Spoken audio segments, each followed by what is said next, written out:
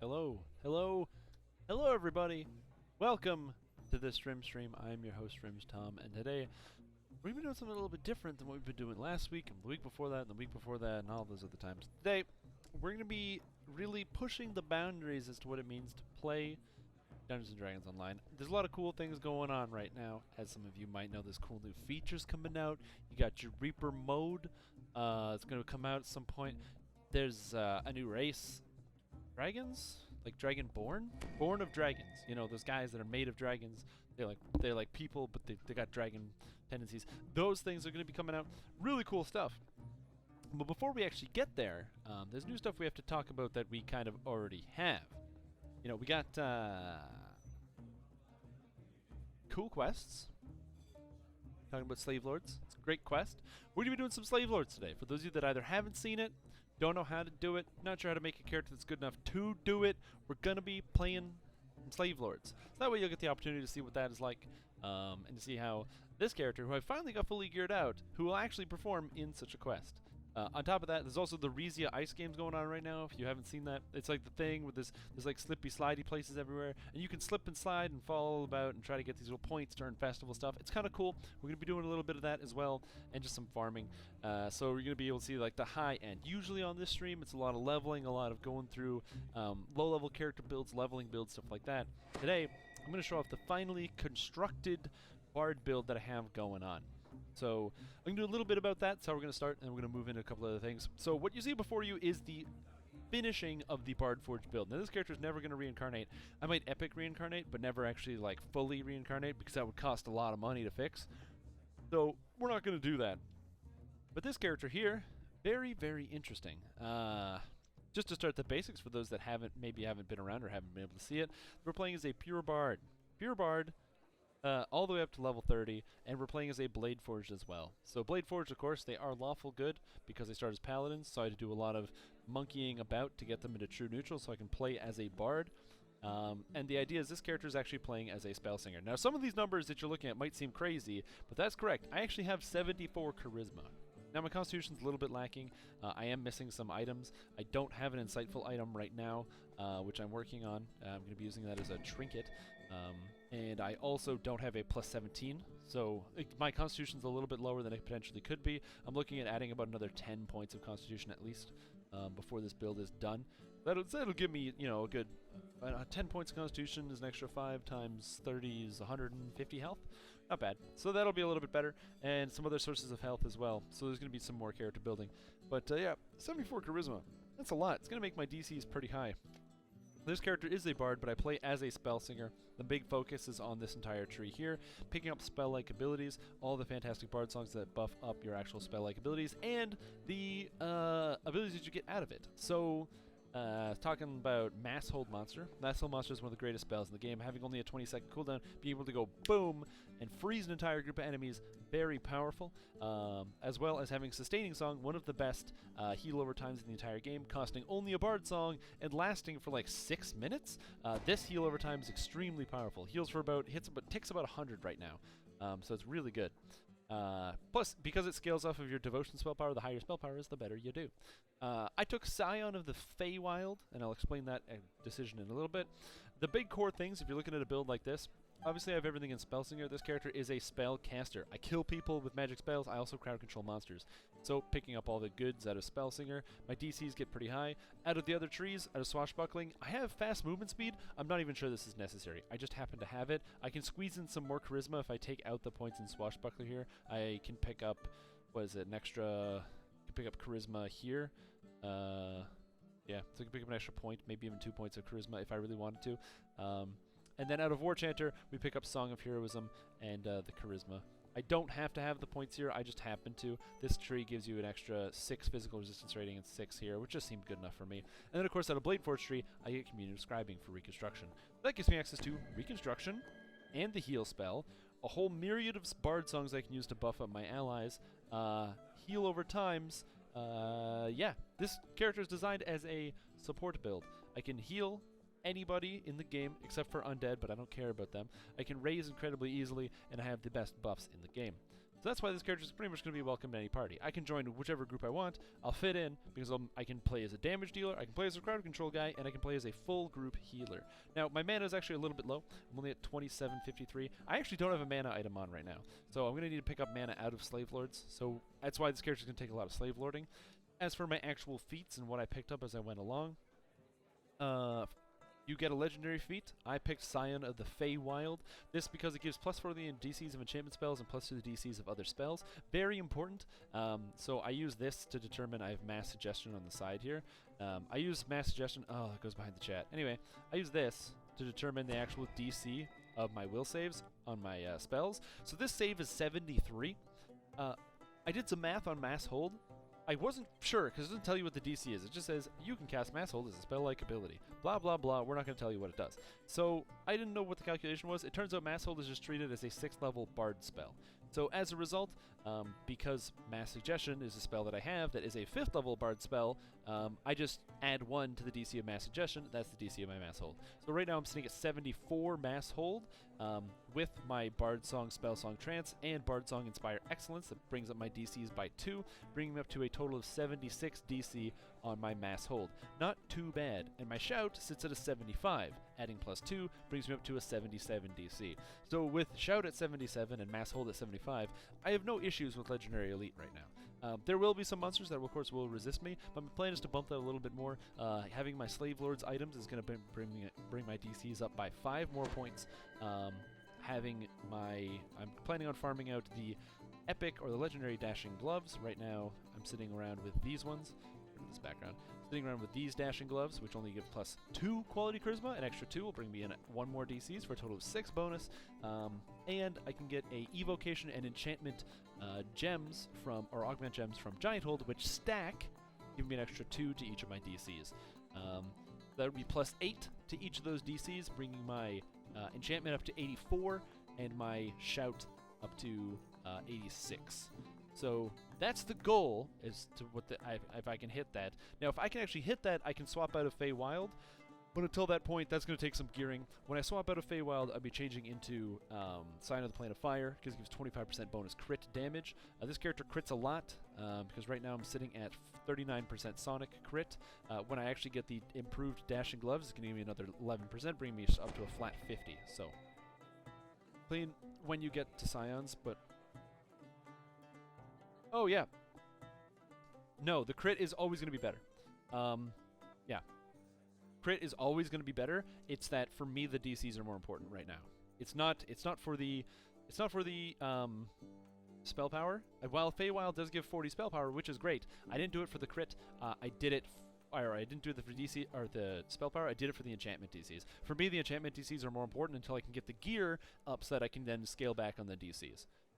So for me, that's more important there. Answer that question. And then finally, Epic Destinies. Epic Destiny is really cool. Great, cool and interesting aspect of the game. You get to choose an epic class. It's kind of neat. I'd run this character in Magister.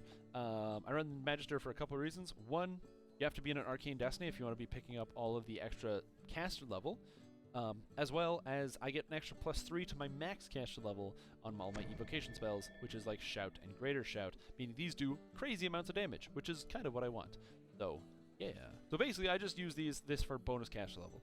There are other things I could do. I could potentially go in Draconic Incarnation if I really wanted to have like Energy Burst and the Breath, but I enjoy Magister a little bit more just for the maximum caster level. And then what I twist, I have Aria, Precise Evocation, Endless Faith, and 1 point of Charisma, which brings me to that even number. If I do some Charisma swapping, with items, I can only get to an odd number, so I have to have that one put in there. And then I take Precise Evocation and Aria, so I did not even take the Summon, that's right. I'd rather have the Charisma, which is how I get to that 74. So that's how this character works. You'll get to see it in action in a little bit when I actually get started doing some quests. But before we get doing some quests, hey guys, did you check out the Rizia Ice Festival? It's this cool thing going on where all over the world, there's these weird half pipes and stuff where you can like check out some... Ooh, look at these discs that are just flying through the air. I don't even know how you get up there. I'm going to be totally honest. Are you supposed to like jump off of this?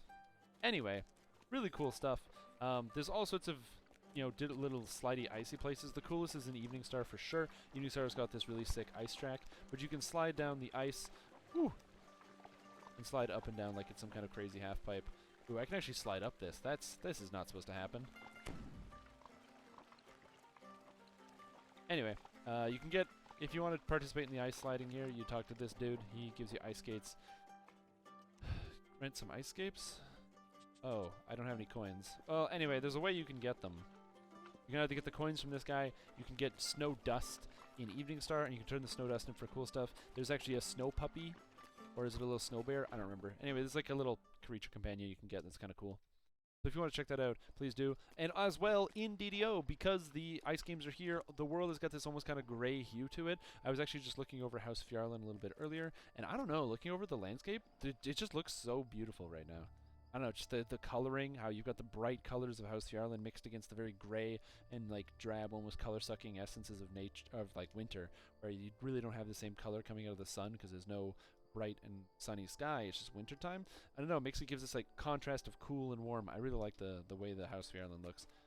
I just noticed that as I was here, so. Anywho, let's see going on. Is there anybody doing anything? No, not really. So we are gonna do some quests. Gonna form up a group here. I'm gonna take, I probably should have done this at the same time, but anyway. Good intentions. I want to do this on Legendary Elite, and this is a level 17 quest. Legendary Elite. Good intentions. So we'll just open this up. Anyone feel free to join. If you happen to play on Argon Nesson, feel free to join. We're going to be doing some Legendary Elite stuff. It's going to be a lot of fun. Testing out this character build, seeing how it goes. Also, I'm doing a little bit of a new mic setup here, so if you notice I'm too quiet or too loud, please let me know so I can adjust it. And everything's doing fine, then we're doing fine. It's all good. As a quick heads up to all of you wonderful Strim fans out there, I just want to let you guys know, I myself am going to be running 2 events coming up soon. So on Sunday, January 29th, that is this coming Sunday, I will be streaming Asheron's Call 2. I'm going to be doing the Hero Quest. I've never actually done the Hero Quest in that game. Of all the time that I actually spent playing it, I never really got to the hero portion of the game because it took a really long time to level in that game. And it was a bit too complex for me at the time. So now, before the game goes away, me and my friends are going to be doing the Hero Quest. So we will be actually, going out and becoming heroes ourselves. So if you have never seen that, or if you are bored, feel free to tune in. That'll be on the 29th. So you can, and if you want to know exactly when, I'll be posting about it on Twitter when the stream's going to be starting, that sort of thing. So it'll be pretty cool. And then finally, next week, the 31st of January is a Tuesday, which is, of course, normally the Strimstream. I will not be here on the DDO stream next weekend because it is the last day of Asheron's Call and Asheron's Call 2. I will be doing a tribute stream to both of those games. So if you are wondering where I will be, that's where I will be. I'll be on my own channel doing that as opposed to here. So I apologize for skipping a week, but to me it's important because it's literally the last chance I'll ever get to do, and we'll be doing a big send-off of those games. No, I don't have Featherfall or anything. I have no Featherfall whatsoever. Ooh, ice games. I'm gonna go check that out while I'm here. But no, I have no Featherfall. I can actually cast Featherfall, but I don't have Featherfall myself. Featherfalling items are like too hard to come by. If you're actually wondering what type of equipment I have, how do I run the stats on this type of character, for Docent, I pick Legendary Heartwood.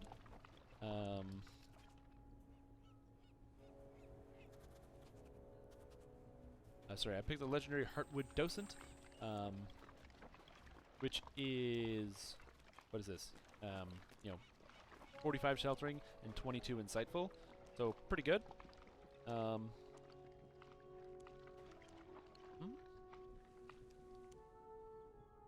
Oh, he literally just hit 20. So there's that. So this is basically my defensive item. This stops me from taking any damage from enemies. It also gives me Repair Implication 72. So I can go, bam, Reconstruct and heal myself to full. Of course, I can heal myself a little bit more than full, but that doesn't matter. I just heal myself for a lot. Legendary Pansophic Circler is another one of the fantastic items. 10% spell efficiency, and also potency, insightful potency, and quality potency. Very, very good. Very strong. I highly recommend it. Hey, welcome. Next, this is an loot gen item that I picked up. This is extremely rare, very valuable. Enchantment 7, Insightful Evocation Focus 3. I managed to pick up one of these when I did, when there was a huge loot boost. I had a plus 39 on my chest level, and I managed to pick up one of these bad boys. So this is extremely great. It fills up some item slots. I don't really need goggles. None of the named goggles are good for my character, so this is very powerful. For a necklace, I can't have crafted myself. Blasting 6, Insightful Wizardry, Insightful Charisma, and it has an augment slot, which I will be using later. For a cloak, I have the Legendary Slave Master's Cloak. There's a couple reasons for this. One, Insightful Resistance is just good. Plus 6 to all saves is great. Armor class is great. Insightful False Life is great. And I can have a Slave Lord set bonus applied to this item, which is the most important thing, the reason why I have it. My belt sucks. I need to replace it. This ring is terrible. I need to replace it. I need to replace these dashing gloves. The Boots of the Innocent, I'm actually just using because they give speed. All this other stuff doesn't matter because I have all these other stats in other places. I have the Legendary Spinneret, which is great because it gives Spell Penetration 7 on a ring, and Spell Lore, which is just a good stat. I have Legendary Shackles that I crafted myself, Legendary Slave Lords, Resistance, Charisma 17, and Quality Physical Sheltering. I'm going to put the set bonus on this later. And then, of course, running Legendary Mutilator of the Minds. Amazing item for any enchantment-based build. It gives Insightful Spell Penetration, Insightful, where is it, Enchantment Focus, so I'm bringing it up to a plus 7 on my enchantment, plus 2 quality, so that's plus 13, or sorry, yeah, plus 7, 7 plus 4 plus 2 is 13, it's really good. And then finally, I have a Legendary Green Steel Axe, which you can't see what it does, but it gives Legendary Vacuum, and that's all that matters. So, we got guys here, we'll get started. We should be fine. Maybe? I don't know. We'll find out. Legendary Elite. If they made things like the Meteoric Star Ruby work on spells, that would be amazing. Shout at them and suddenly a meteor from the sky. Yeah, that would. That really would. It would feel very Skyrim-y. Outside across the canal, I have something to show you. With So that, inside, I'm going to pass up my wonderful bard buffs. I have a lot, so. There's one thing feature I wish they would add in is group bard buffs, or like where you group them all together, like a mass song button. That would be fantastic. Because this takes way too goddamn long.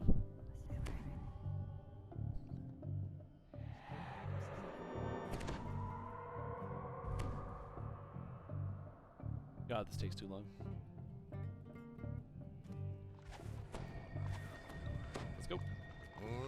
So, I have no idea how we're going to do this quest, but I'm assuming we're going to be fine. I need to do this quest to pick up some gloves, so. Legendary Elite. Short Manning Legendary Elite. Ooh, baby. I'm not even playing on a ranger or nothing. Enchanted golem will change life in Stormreach forever. The gnome proudly points to his creation. To demonstrate my latest You always move over to invention, this side just to make it easier on yourself. That way you can just go through the door and you don't aggro all the stuff, all those boxes that want to get me. Orban's Ow. pleased expression quickly changes to one of shock. Wait! Try playing 6 songs at Where's the it same going? time. Oh, There you go. come back here, come Hey, back. what's going on, Iron Hands? Oh, and what's wrong I'm with gonna the move forward crate? just a little bit here. Aggro a little shit. Now the nice thing about the reason I have legendary, or one of the great things about having legendary vacuum, is that every single time I shout, I'm applying vulnerability to these guys. So the damage I can actually do with my shouts is going to be going up exponentially. Well, not exponentially, but next added 20%. Now adding 20% damage is really, really strong. So for a very little mana cost, I can actually start to clear wounds pretty effectively. Again, this is legendary elite, which is not bad. Now, granted, this isn't Slave Lords yet. Slave Lords monsters, there's quite high quantities of them. Is there a lever here? Perfect. This is the room I want to be in. Ah. Myself a little bit of a DC bonus. Is there a champion? No, there's a champion chair. Stupid things on the ceiling make it very difficult to see. We pretty much are just a big AoE ball, so we clump everything up and kill it. So, which is a very good thing. Nah, I'll just turn me up. There we go. There we go. That probably worked better. Hey, welcome. Ooh, quiet. Thank you very much. Like I said, I'm still figuring out the details. You know, I want to make sure it sounds good for everybody. Oh, we got even more people. Hey, welcome. Ooh. Get the hell out of here. Hey, what's going on, Browsing Monkey? How you doing today? So the build's performing reasonably well. I do a good amount of damage. Nothing was making their saves, which is the most important part. Now, of course, it's difficult to showcase the crowd control capabilities of this build just because I don't have Mass Hold Monster. Or I have Mass Hold Monster, but I can't use it on the constructs there.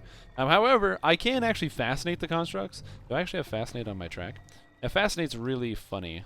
I think I have fascinate on here. Fascinate. Yes, I do. So fascinate's really interesting because I have all these monsters here that are chasing me, right? So I can use my fascinate ability and cause them to become fascinated.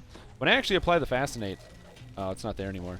My fascinate lasts for, what is it? I think it's like 7 minutes or something. So I can actually fascinate large sections of dungeons, and because the DC is so insane and ridiculously high, I don't actually have to ever worry about monsters breaking free unless I damage them. The DC on fascinate is 109 because it's my perform check plus a d20. So the DC is over 100 as a base, and it can get all the way up to 129, which is kind of funny. I'm doing really good, man. Really, really good. Just enjoying my day, playing some DDO. I haven't played a lot of DDO recently. I did manage to get this character up to 30, which was a big deal. Yeah, we're going to be doing some tough stuff today. By tough stuff, I just mean endgame stuff. I do a lot of leveling, as opposed to the more of the endgame. So we're going to be showcasing some of the endgame right here. I always like to check for Nibbles, see if he's around. Oh, 2 champ boxes. And those ones are actually making their saves, which is kind of scary. Get out of here, boxes. They have a lot of life, I'll tell you that much. Get out. Oh, we have a red alert. I hope the guys at the beginning can actually handle themselves. Because you can't really tell here. I have been playing Essence on Scrub Core. I have been.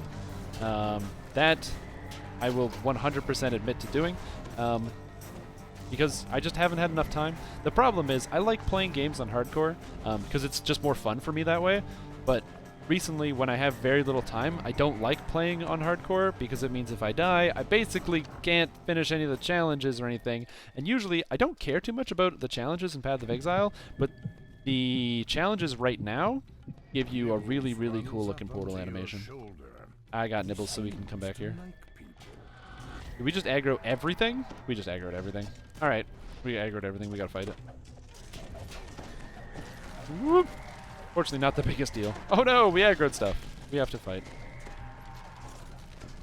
But, yeah, so, this character is not so much a stand and fight monsters, more of a kiter. If I have access to crowd control effects, that's my preferred method to stay alive, is to use crowd control.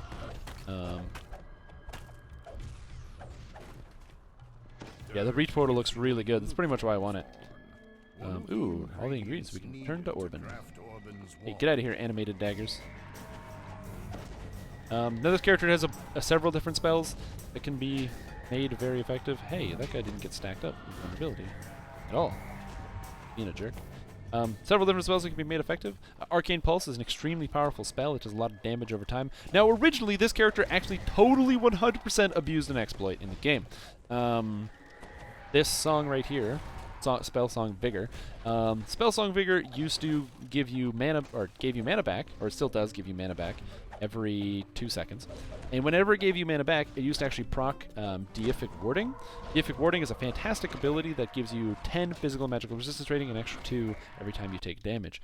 But because the Spell Song Vigor would proc it, that would actually mean it would give you, what is that?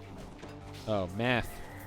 Every 2 seconds, you'd be getting 2 physical and magical resistance rating, which would stack up, which is pretty good. Hey, welcome.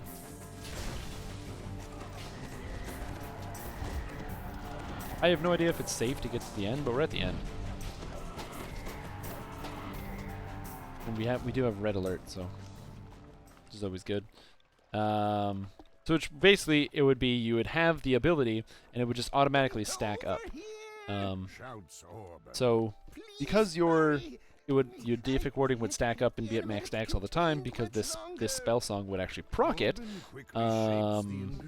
Yeah, you could say that's definitely kind of a little bit exploity. Basically, it was for 1 feat, you got 30 physical and magical resistance rating, which is pretty good. Can't complain about that. Stream's been streaming under Polish for a week. Under Polish? I'm not Polish. And it should say at the top here, epic time for epic adventures in the Strimstream. Oh, hey, Animatic, what's up? Alright, so this is going to be the absolute hardest part. This guy hits really hard. So it's important to make sure we can not die. Unfortunately, I can heal pretty well. I'm not too worried about that.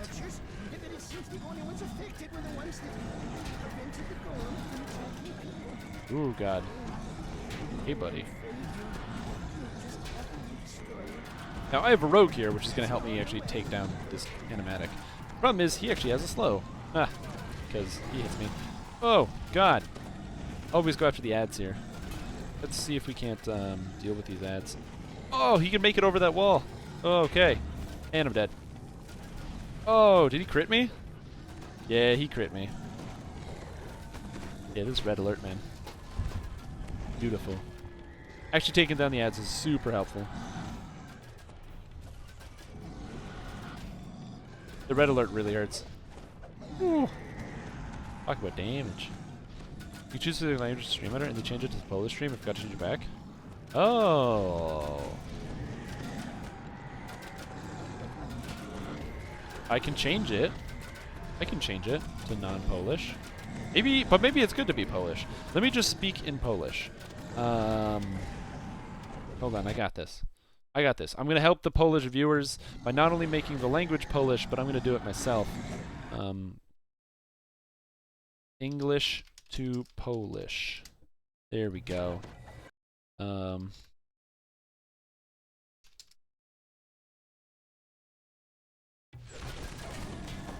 What is this? Witam do Strimstream? I don't know if that's correct. Witam do Strimstream? There we go. That's Polish. That's welcome to the Strimstream. I should just use this translator on Google Translate to figure out everything I need to know about speaking Polish. It'll work pretty well for me.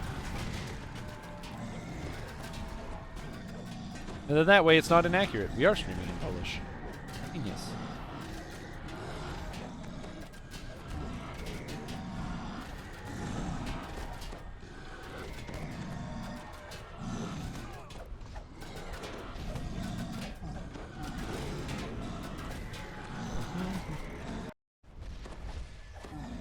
Is this the same zone as missing? That's right. They reused this zone for this quest. It's really cool. I actually really like it because it gets you see the missing, like the actual Saltire district in a different like environment than you're used to seeing it, which is horribly crippled at nighttime. Whereas this actually shows off the daytime. There's actually people living and doing stuff, and I thought that was a really cool touch.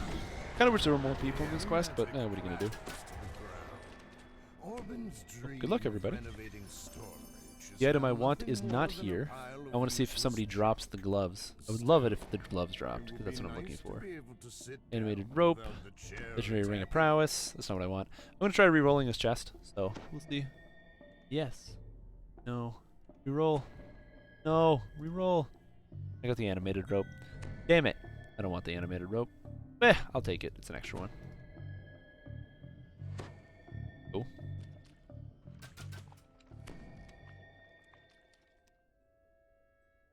I like how we have so many warlocks. Yo, congrats, man.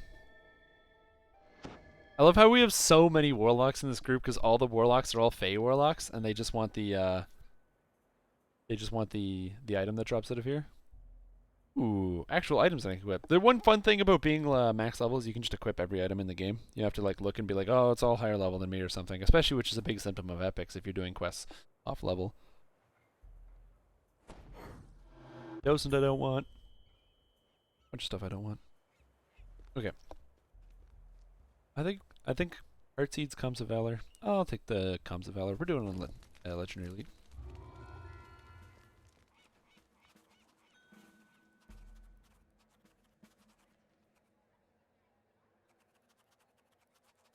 We're gonna do Slave Lords next. So we're going to be doing some Legendary Elite Slave Lords. So if you haven't seen Slave Lords, you're going to get the opportunity to see it at the absolute highest caliber. So I'm playing on server Arganessen. It's up there in the top right corner. Up there.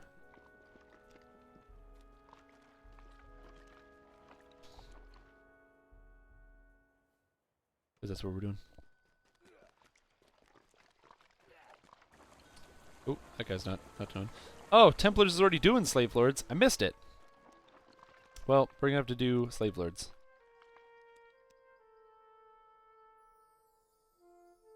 One to three. Let's pop us some Slave Lords. 8. I missed that. I must have missed that Slave Lords by 10 minutes. So, yeah. Secrets of the Slaver's Blockade, Slave Pits in the Undercity. That's the one. Slave Pits in. Cool. Hey, no problem, man. It's kind of hidden up there anyway. Now, before we get started in Slave Lords, should we take a check here? Hey, Vanquist. Hey, welcome. I'm gonna quickly take a check here. Did you say the gloves just dropped for you? Oh, I actually need those. That's why I was doing that quest. I absolutely can if you hold that instance for me. That would be superb, my man. Ooh! Hey! That guy, I didn't realize that everyone had looted. That guy dropped the gloves. Cool, I'm gonna go, I'll be right there in just a moment. Oh! Cool! No, we just finished Good Intentions and we're gonna do Slave Lords. But, we just finished Good Intentions, so. I didn't realize everyone hadn't looted.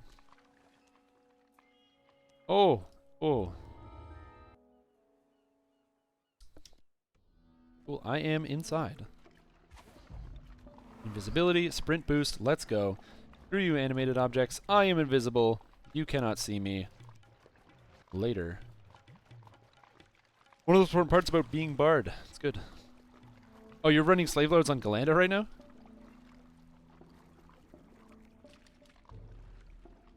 Wow, that's crazy. I used 3 rerolls and this guy just dropped it.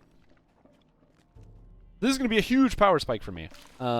More charisma, it's a +2, so it gives me more DCs and mana. But the big thing is Sonic Lore and Resonance. It's going to give me about 50 extra Sonic spell power, which is big, and then 11% extra crit chance, which is humongous, because critting is great. Critting allows you to deal more damage, man. So that'll bring my Sonic spell power almost to 700, which is kind of nice. And then with Slave Lords and a couple other items, I'll be able to get my spell power a little bit higher. Actually getting, like, insightful Sonic spell power would be ideal, but that's not going to happen.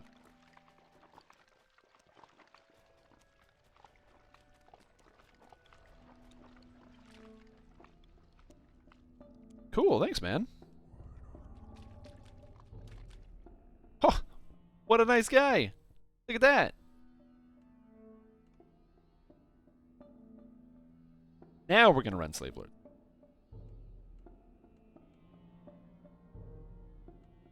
Holy crap.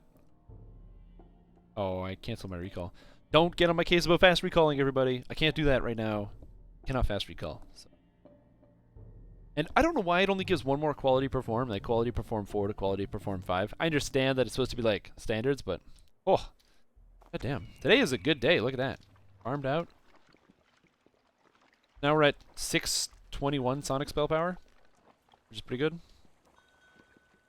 Hey, welcome. And 50% crit chance. Nice. I like that. I like 50% crit. Makes me feel good. If I could get some insightful spell lore, that would be great, or insightful Sonic lore. I don't know if you can, though. Yeah, I'm not going to tank the spellcaster. So how does fast recall work? Cool. So fast recalling is a secret, ancient Chinese secret forbidden technique. Only works if you're playing as a monk. But the way it works is when you go to recall, you click the recall button. Only works as a monk. You have to have monk stances.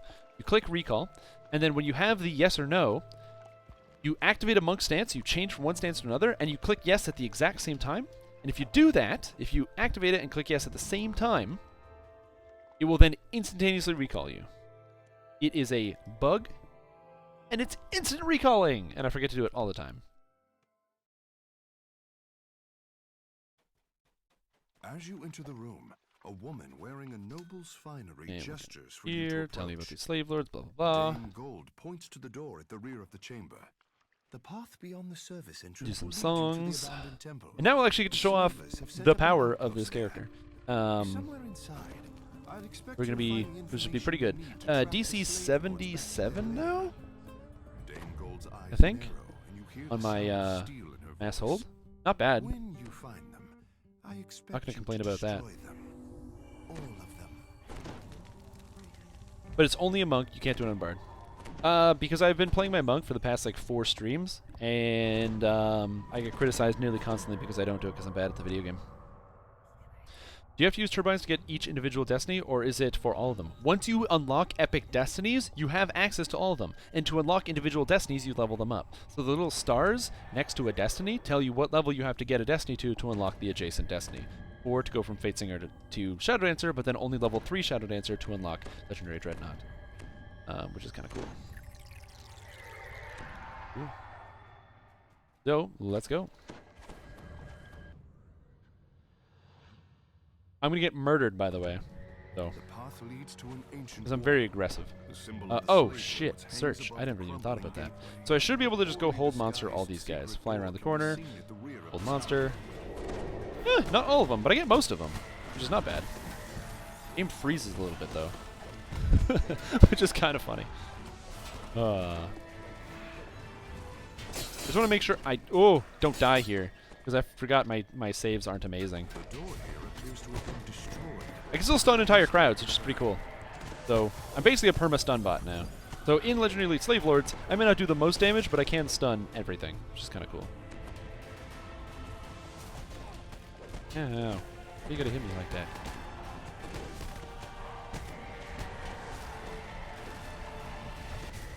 Boys and ghouls.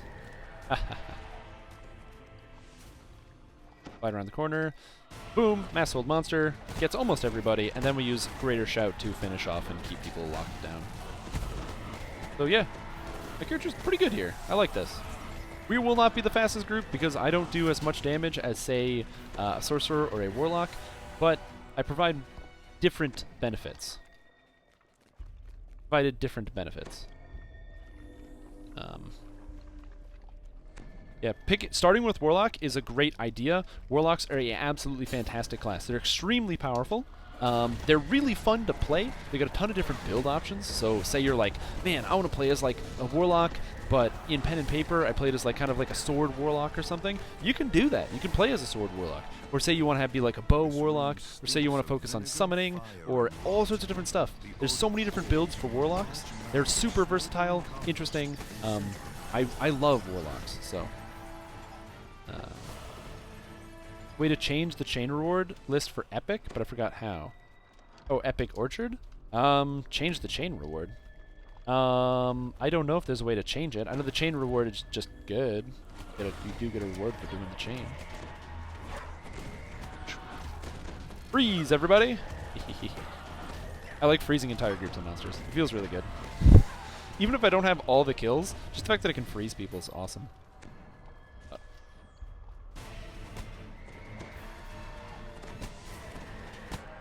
Oh, they go the wrong way? Oh, shit. That's bad. Oh, yeah, the monsters in here, they hurt.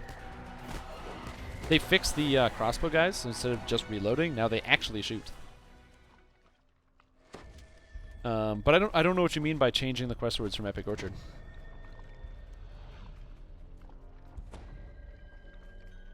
Oh, yeah. Part 1 sucks. That's gonna be fun. I'm used to playing characters with evasion, so this is gonna be fun.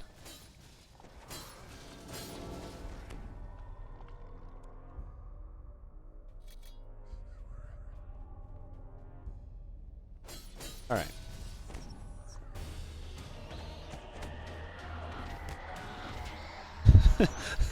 I think a lot of people here are like new to Slave Lords because they're all like, "How many traps am I gonna hit by?" Oh, nice, cool. I'm avoiding that hallway then. What are those Acid Esprit things? No, that's actually Burst of Glacial Wrath. It's a new feat that was added in 6 months ago or so. And Burst of Glacial Wrath is a evocation spell that does a little bit of damage and also has a chance to freeze. So enemies that fail their saves are frozen solid and they are counted as helpless. And more traps. This is... once you get through part 1 and you get past all the traps, it's great. But until we get past the traps, it's hard to deal with.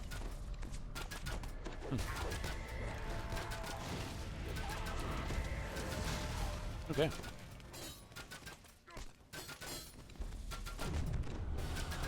Just give everyone some buffs to their saves so they can actually make it through these.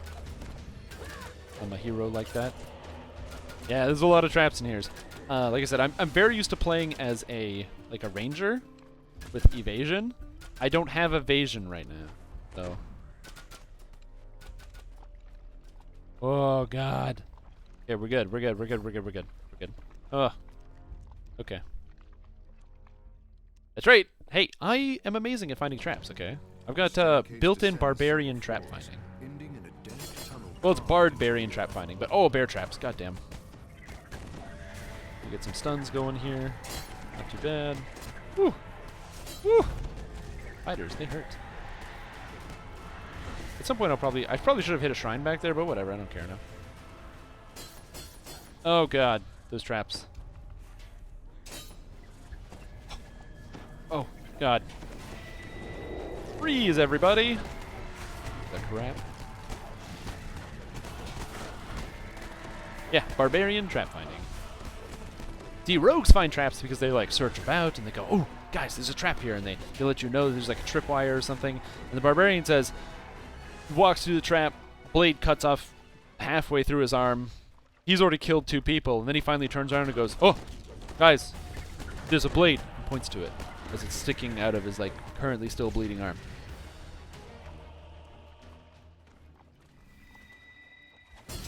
Oh!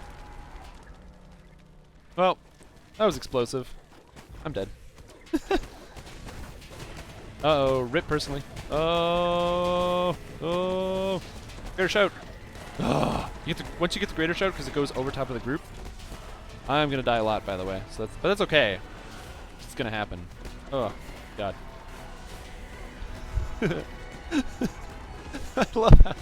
Oh, I'm just not used to playing this quest without a without evasion. I'm gonna have to really get used to that one. Yeah, exactly. Hey guys, I found a trap. Half my life bar is gone, but it's only half my life bar. It's fine. Oh, okay. Let's work our way back. Where are those fire traps? I can sort of see them. Ow! Ow! Oh! Oh! Oh! My blood! Oh! I get hit a lot by these traps, so I'm gonna try to avoid these. I'm just gonna do some quick rebard songs, mostly for me. The healing bard song is a big one, though. Because the healing bard song, like I healed that barbarian for, what was that? 400 life with the bard song? That blade swinging isn't trap, just a decoration, exactly. It's like it just fits the armor.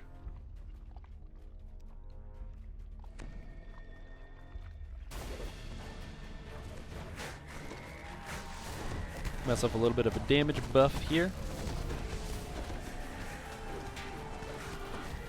So, now you might be wondering, okay, Strimstream, you've been talking with your bard build. You've been saying bard build's amazing. Oh my God, guys, my bard build's gonna be so good. But I'm watching your bard build right here, and one, I'm getting roasted by these traps. Holy crap! But I might be talking the talk, like, oh, Strimstream, you talk about your bard build as though it's like really good, but clearly I'm just seeing you getting destroyed by traps and other things. Really, and I mean, if you think about it, are you really doing more damage than other people? I mean, I'm doing pretty decent on kills. I'm still behind one of the warlocks, but I'm not. It's not terrible, you know. The real question is, you know, what makes this build special? Why would I use this build over top of something else? Well, this build isn't going to be the absolute highest damage build. I know that already. Okay. This build is. I designed this as a true support character. DDO kind of lacks those regular roles. You know, we don't have outright tanks. We don't have outright healers. Some people do play healers. Personally, right here is playing like a healer with a little bit of a tank to him. He took tower shield proficiency, has extremely high physical and magical resistance rating, runs around Divine Crusaders, who's got very high healing. Ooh, good stuff, man. Very strong character. But, keeping that in mind, you know, oh geez, am I out of mana? Oh crap, I'm out of mana. Well, at least we got a bit of a stun there. But he's playing as a pure healer role, and his healer role is very much appreciated because he's able to keep everyone in the party alive, including myself, and get those very fast and efficient resurrection abilities going off. You know, super helpful, and I don't think there's a single person in the party that's like, oh man, it's dumb that we have this healer here. But it's, again, just something that you don't see very often. So for this character, the goal behind it was to kind of make a character that would kind of fill one of those non-standard roles a lot of people don't do. Support is a role that a lot of people don't do in this game. In fact, support's a role that doesn't really exist in a lot of games. So for example, games like World of Warcraft don't have a support role. Games like even a game that's as open-ended as Elder Scrolls Online doesn't really have a support role, which I find very interesting. Games that do have support roles, you're looking at Lord of the Rings Online. It's a game that has a support role. You're looking at actually, I can't really think of a lot of other MMOs that have support roles. The old Asheron's Call 2 or Asheron's Call 1 have support role characters. You know, debuffers, things like that. Players aren't explicit about damage, but also not explicit about healing and tanking. Just kind of fulfilling that secondary role and being there for the party. That's the kind of character role that I want my character to fulfill. And bards did do that originally in DDO. Back at the beginning of the game's inception, it was really difficult to actually maintain a lot of mana to be able to heal people as a bard. It's basically impossible because bards just don't get as much mana as other classes. So to overcome this, bards got all those crazy little buffs.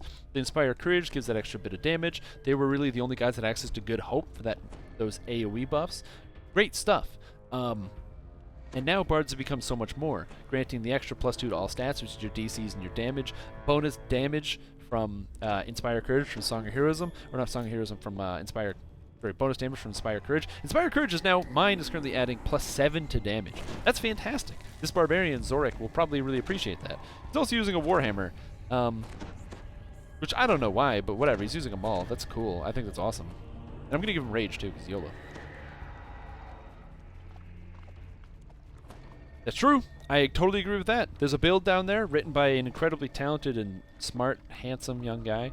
Wrote a really good build guide on how to play Arcane Archer Ranger. There's going to be traps in this hallway. I don't trust it at all. Oh, there's no traps in the hallway. Okay, cool. That's fine. I really thought there was going to be traps in the hallway. I was wrong. But yeah, the guide there written by super smart and talented and handsome Strimstream. If you are new to the game, not sure what character class you'd like to play, or you are looking for something that you'll be able to play, ooh, bear traps here. Highly recommend the Strimstream Asadero build. Good build. Ooh, damages. Also, again, pure support. I have a vacuum weapon to ensure that I can actually increase the amount of damage that my allies deal to enemies. Vacuum. If you are looking for an item, Legendary Green Steel Vacuum is the one that gives the most damage out of any item in the game. Always, whether you're melee or a caster. Legendary Vacuum increases the damage that you deal by 20%, and also all of your allies by 20%. No other weapon can do that, so. Now, granted, if you have someone else that has Vacuum, you yourself don't need to have it, but if you happen to solo a lot or don't have a consistent group of friends, make sure you have the Vacuum weapon. Because being able to stack, you know, a bunch of vulnerability is really, really good.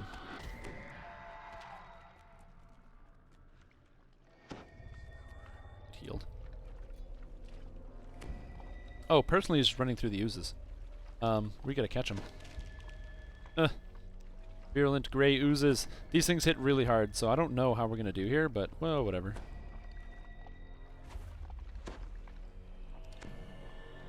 Get to the oozes.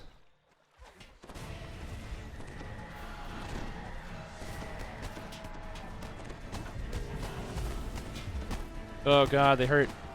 Bad oozes. Back up. Bad oozes. At least they get caught in the Evards. Oh. Crazy oozes. Yeah, so I'm second on kills right now, so not amazing, not terrible. There's traps here. I know there's gonna be traps here. Oh, there's no traps. Okay, we're good. Get him. I'm getting excited. I'm like, oh, I want to rush at those guys, but there's going to be traps. It's one of the reasons why, like, some people, I can totally understand why they'd be frustrated with this quest, and especially the trap aspect of the quest. But I don't know. There's definitely, when I'm going to be farming this, it will be really frustrating. But for now, it's kind of like that's just the level of entertainment where it's like, oh, is there going to be traps? Is there going to be traps? I don't know.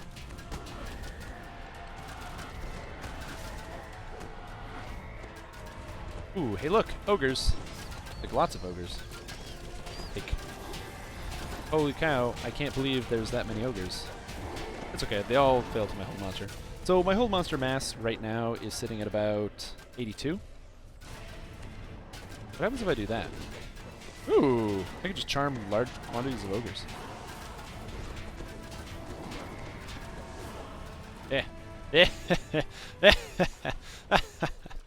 Oh. Oh, I thought they were going to kill each other. They didn't. Oh, and there's traps there. Okay, I'm going to wait for my teammates to go past. I'm not dealing with that. Oh, that cleric is a rogue cleric. I didn't even notice. Ranger, artificer, cleric. Whoa, very neato. There's traps here. I'm letting every other person go through first. I'm not going through this. Nope. I'm not doing it. Not doing it. Good job, Baboon. You're doing the real work. While we wait for the traps to be cleared, it's time for me to do my daily dice roll. So every day you get a silver roll just for playing DDO. Look at that. I get a wonderful silver roll. I got 500 experience and a small Jewel of Fortune. In fact, I'm going to take damage. I'm going to pop this Jewel of Fortune. Give me bonus loot level, so the loot I get in here is even better. Ooh, beautiful. But did you know that for being a VIP, you get 1 free gold roll per week? That's right. Sure, I might be fighting a boss right now, the Orc Chieftain. Maybe he's going to be tough, difficult to beat, and powerful. I don't really care. Because I'm going to do my gold roll for being a VIP. If you'd like to get yourself 1 gold roll for free every single week, which isn't really for free because you have to pay money for it, subscribe to Dungeons & Dragons Online. Subscribing gives you a lot of benefits, but of course the biggest one is a gold roll. And if you want to be like me and roll a 19 and get 1,000 experience points, look at that. I rolled like an 80-something, and I got like, 500 experience. Gold roll, I rolled garbage, like crazy good. So there you go, guys. Gold rolls. That's what they're all about. I can actually melee this guy and deal a bunch of sonic damage with it. He's dead.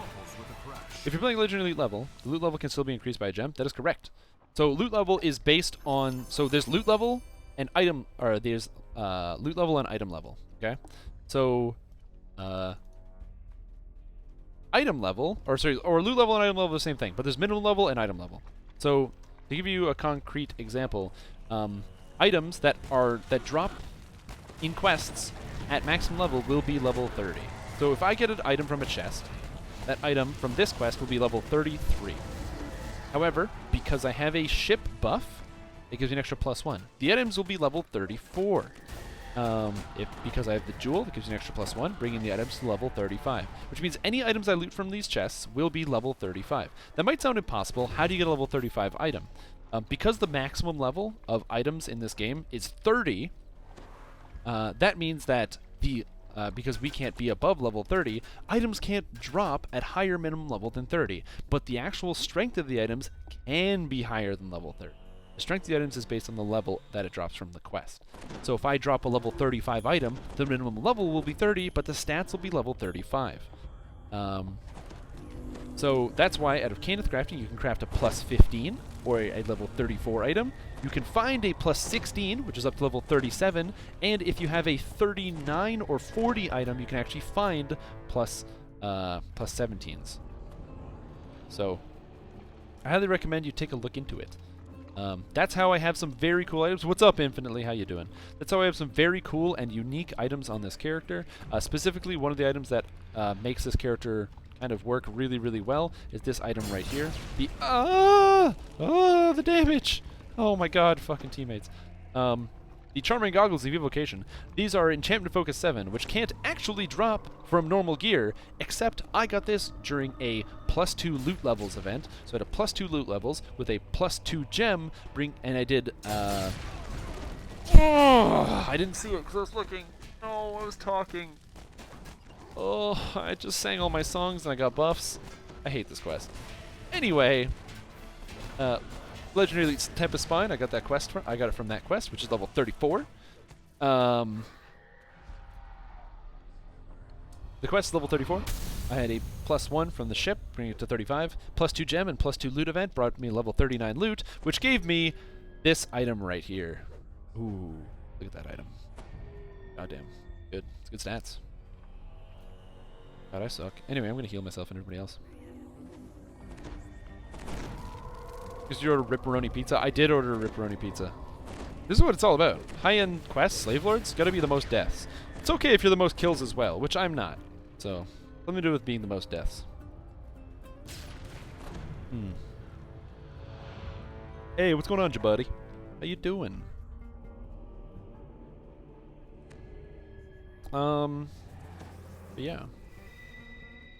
So, yeah. Oh. I'm just disappointed in me from dying. That's fine though. I'm a bard and I have mass hold monster. That's all that matters. I will need to figure out a way to get through the traps in here. I have yet to figure that one out. Pokemon White and Strimstream. Oh, Pokemon White's a good game. You haven't played Pokemon White? It's a good game. Pokemon Black is also good. They're basically the same, but I just happen to have Pokemon White. My roommate got Pokemon Black, so we were like, okay, who's going to take Black and who's going to take White? So. Whoop. Oh, bear traps! Oh god, this game hurts so bad. All these monsters are super duper rude. Super duper rude, dude. Yeah, much of it's my own death, but I think that's okay. Sometimes, you know, people die. So I'm going to dump a Autosphere of Dancing back here. DC 75 will save. Ooh, feels good. Telling you. Gonna use some of my buffs. Hope these guys become free. Give them the old mass hold monster. Oh baby. God, how's that feel? That hold monster, huh? Feel good? Feels good. Hey, I have aggro on this guy. I don't want to do that though. He just wants me. I apologize for the terrible camera angle, but I just really can't back up right now. So I'm kind of stuck looking at this guy like all up close like. I told the witch doctor I wasn't with you. I told the witch doctor I wasn't. Oh, they're all dancing. And then the witch doctor, he told me what to do. Ooh, ting tang, walla walla bing bang. Ooh yee, ting walla walla bing bang. Okay, so the witch doctor, when he gets halfway through, he says, "Oh, I'm dying because I'm bad. Guards, get them!" And he summons like a bunch of assassin dudes right here. Drop the dancing ball. Woo! They sit right in it. They all stop. It's the benefit of knowing quests ahead of time. The first time I ever did this quest, ooh, shattered symbols. First time I ever did this quest, it was extremely difficult because I had no idea anything that was going to happen. So when you're fighting this guy, and he's already tough on his own, and then all of a sudden you get 10 of the assassins spawning right behind you, you don't know because you're not looking back there. Man, that hurt. That was dangerous. Oh. I need a good monk build. Ideas? Anything. Max out your dex, wisdom, put some constitution, and go either fisty or with the staff. Both are incredible right now. Pure monk. No multi-classing. Monk is super good right now. Extremely good. I can do this.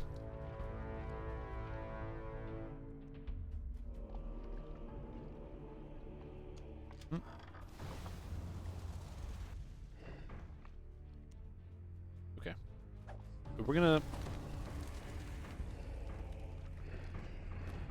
I will die if I get hit by the fire trap. So I do have a lot of fire resistance, 89.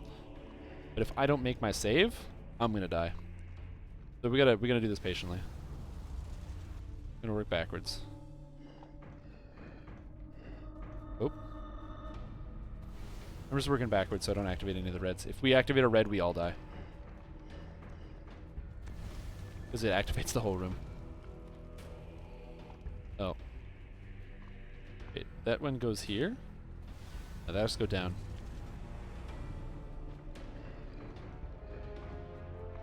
Ah, God.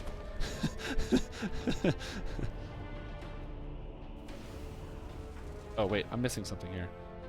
Oh, it has to go up. Oh, I'm doing this wrong. This has to go... Has to go up? Wait, that goes there, there.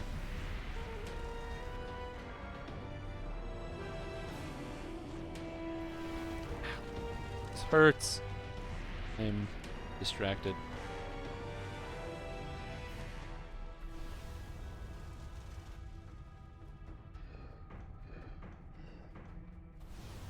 Oh god, it hurts.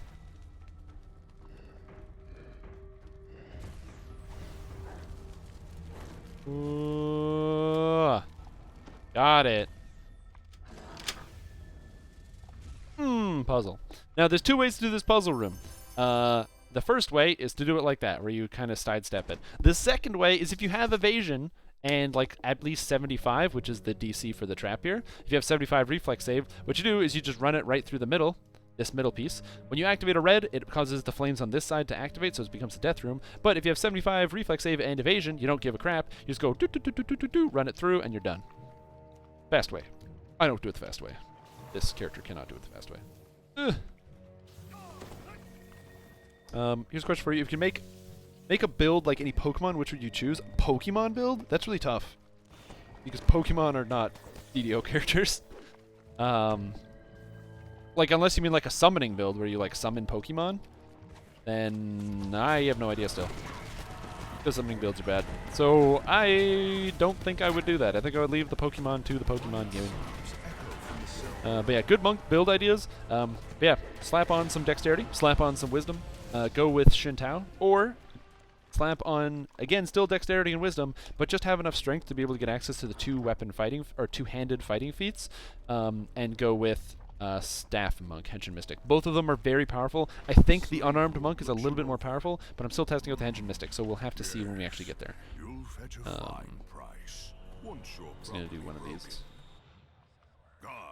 Dire Bear Druid equals Ursa Ring. That's true, you could play an Ursa Ring build. It would be bad, but you could do it. I'm gonna get this little heal going, because I can. Okay, time for Sturm Bluchots, which is the worst name ever. Sturm Bluchots? Sturm Bluchots. Sturm. Such a terrible name. Now, you might look at this and be like, wow, Strimtom, I don't understand. You're never pulling aggro. Clearly you don't do a lot of damage. Actually, I do a crazy amount of damage, but thanks to my character build, I don't pull a lot of aggro. I have minus 40% aggro, I believe. How? And I just pulled aggro as I'm talking. I have 40% aggro, so I don't really pull a lot of aggro in monsters. So monsters, whenever they don't really feel inclined to attack me that often. And maybe I don't do much damage, I don't know. Oh, see you later, mediocre mouse. Have yourself a good night. Give him a hug. You notice a shipping manifest. Yeah, part 1 done. Good work, everybody. Slave Lords. I really like this quest. It's good. It's Symbol of the Slave Lords. Oh, baby. Good. I already have one, though. And I got an upgrade tome of Disable Device. Cool. I don't need the upgrade tome, but I also don't need the symbol. E69. If anybody wants it. I don't know if anybody needs it. I'll just give it away, because I don't need it.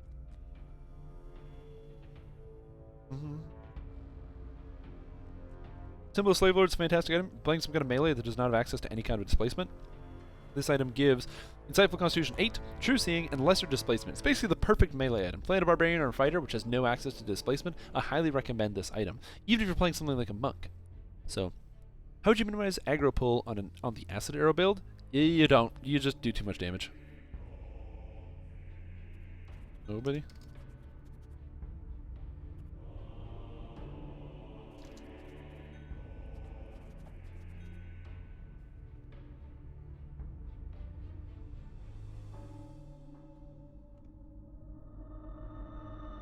Yeah, there you go.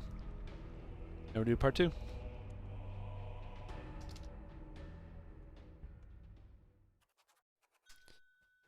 Yeah, but you don't. You just deal a lot of damage. Slave Lords is an expansion pack. Well, it's an expansion. It's a... I guess it's a quest pack. It's an adventure pack. But yeah, the Slave Lords, Assault on the Slave Lords is it is an adventure pack. I think it's really well done. The quest is very interesting itself. It's got a lot of stuff in there. There's a key that I don't know how to get. And I don't know if it's a bug that it doesn't spawn or if somebody just hasn't figured it out yet, but there is actually a key out there that I have no idea how to get. And I really wish I did, because it bothers me so much that I don't know how to get this key. Alright, let's go. Your search for the slave lords has led to a large fortress complex. The clatter and clang of armor can be heard from down the hallway. Okay. The clamor of Check this out. creatures preparing for battle can be heard from the next room. Ooh, freeze everybody. I was really tempted to take instead of actually using Mosshold Monster to take Burst of Glacial Wrath. I never did. I think Burst of Glacial Wrath would be good, but I just don't think it would be as good as The Masshold. outer courtyard is used as a mustering point where the slavers meet. Now, one of the benefits of being a Blade Forge here is not having to deal with the negative levels. The Overseers here, the Hobgoblins, pretty much constantly spam negative levels on, which is really, really annoying and difficult to deal with, especially if you are susceptible to negative levels. So, because I'm not susceptible to negative levels, it makes it very easy for me, but if you happen to be, it can be extremely annoying and tedious and frustrating. Wow, all of them made their save. Man, my DC's suck. Hey, Nova, what's going on? Hey, did you guys know? You might be watching Strimstream doing Legendary Elite Slave Lords on the greatest Bard build ever, the Bard Forged. Pretty much the best thing you've ever seen. It's better than Sliced Bread. I would say it's the best thing since Sliced Bread, but it's better. So, no, I mean, incomparable. You know what I mean? Regardless, did you know that Nobob, who's actually in the chat right now, worked on Legendary Slave Lords? I say Legendary Slave Lords because I really haven't done Heroic, but he actually worked on Slave Lords, so. Warforged are completely immune to negative levels. They're immune to energy drain effects. Ow. Ow. Ugh. Door open. Yeah, man. Oh, that guy can actually disable traps. That's cool.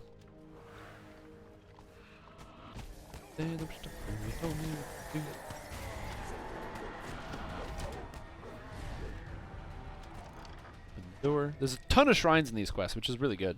So even if you're new or trying to figure out what to do in these quests, you actually get a lot of leeway when it comes to shrines and keeping yourselves alive. So if you do have a bunch of friends and you want to try out this quest chain, whoa, those guys did a lot of damage. If you want to try out this quest chain, always jump into it, man. I'm telling you, it's a good pack.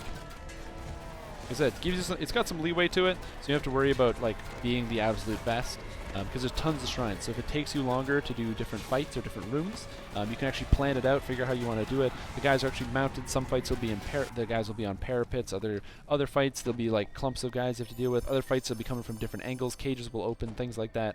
So it actually gives you the opportunity, one, to plan around different fights and figure out how you want to take them, and it gives you the amount of resources to be able to do that. So. Of the troops and serves to protect the entrance to the dungeon below. True, exactly. If you're a fleshy meatbag, clearly you're making the wrong decision, okay? So don't be a meatbag. Right? I kill meatbags, so that's what my character is set up to do. Is just to kill meatbags indiscriminately. So I really like the fact that this character works effectively as like a stun bot. Now when I'm able to raise all my DCs by 8 points, it should give me a 100% on all my abilities, so yeah man, Warforged or nothing. Well, okay, I'm playing as a Blade Forged, so I am technically breaking that rule a little bit of Warforged or nothing, because Blade Forged, guilty. Crit boost. Ooh, trick shot. Do you see that sideways jump? Ooh. One of my favorite parts of the quest. You open up this door, you walk a little bit forward. Hey, an inconspicuous room. And the door busts open to a bear! Stuffed and mounted on a track. A trick used to frighten and confuse and to pull the lever. There's a soft pop. I love the roar. And an enchanted crystal lights up. I find this so funny. Remember the first time that happened? It like the floor breaks out from underneath you, you fall down, you hear the roaring, and it's just the stuffed bear. And it's the most depressed roar ever. Oh god, that was funny. When I was doing this with my friends, we literally like stood there for probably like a good minute just listening to the roar because it was so funny.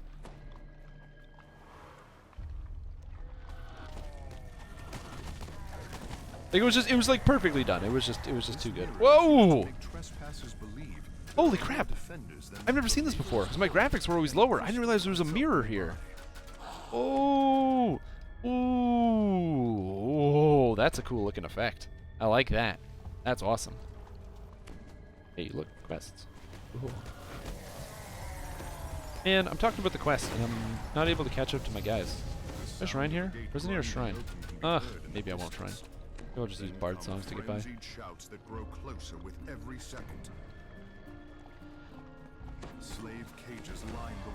I actually regenerate bard songs, so not that bad.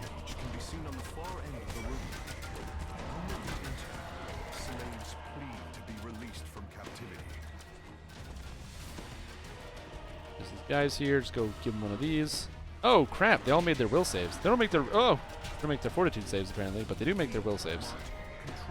That guy died. This.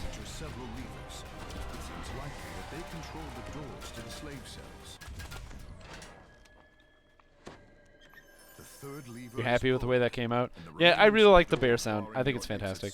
Oh, somebody asked me a little while ago, and I kind of think I missed the question, what hand axe am I using? Because I am actually using an axe in my main hand. This axe is a legendary green steel hand axe. There's two reasons why I did it this way. It doesn't actually show you the stats. It's currently a bug with legendary green steel. I don't know why, but it just doesn't show you the stats. It shows me the vacuum, which is the important part. This is the important detail. Every single time you strike a monster, it's going to apply stacks of vulnerability. So it applies usually 3 to 4 stacks every time you hit a monster, which is really, really good. Vulnerability increases your damage by 3%. So if you happen to be fighting a monster that has enough health that you can hit it 6 times, boom, it's going to be max stacked of vulnerability. You're going to be doing 20% more damage per strike. It's basically the highest damage weapon you can get for a caster because it propagates through spells. So all these monsters right here, every time I cast Shout, I'm applying vulnerability stacks to every single monster in this room. Very powerful and unique ability. The actual stats I have on it, I think I have like Insightful Charisma 2 is one of them. I have, what, yeah, Insightful Charisma 2. I think I have like Electricity Absorption. And I have, I think, Intelligence 15 or something. Hey, patch notes for Lamania with Reaper Tree info. Very interesting. Maybe we'll talk about that in a bit.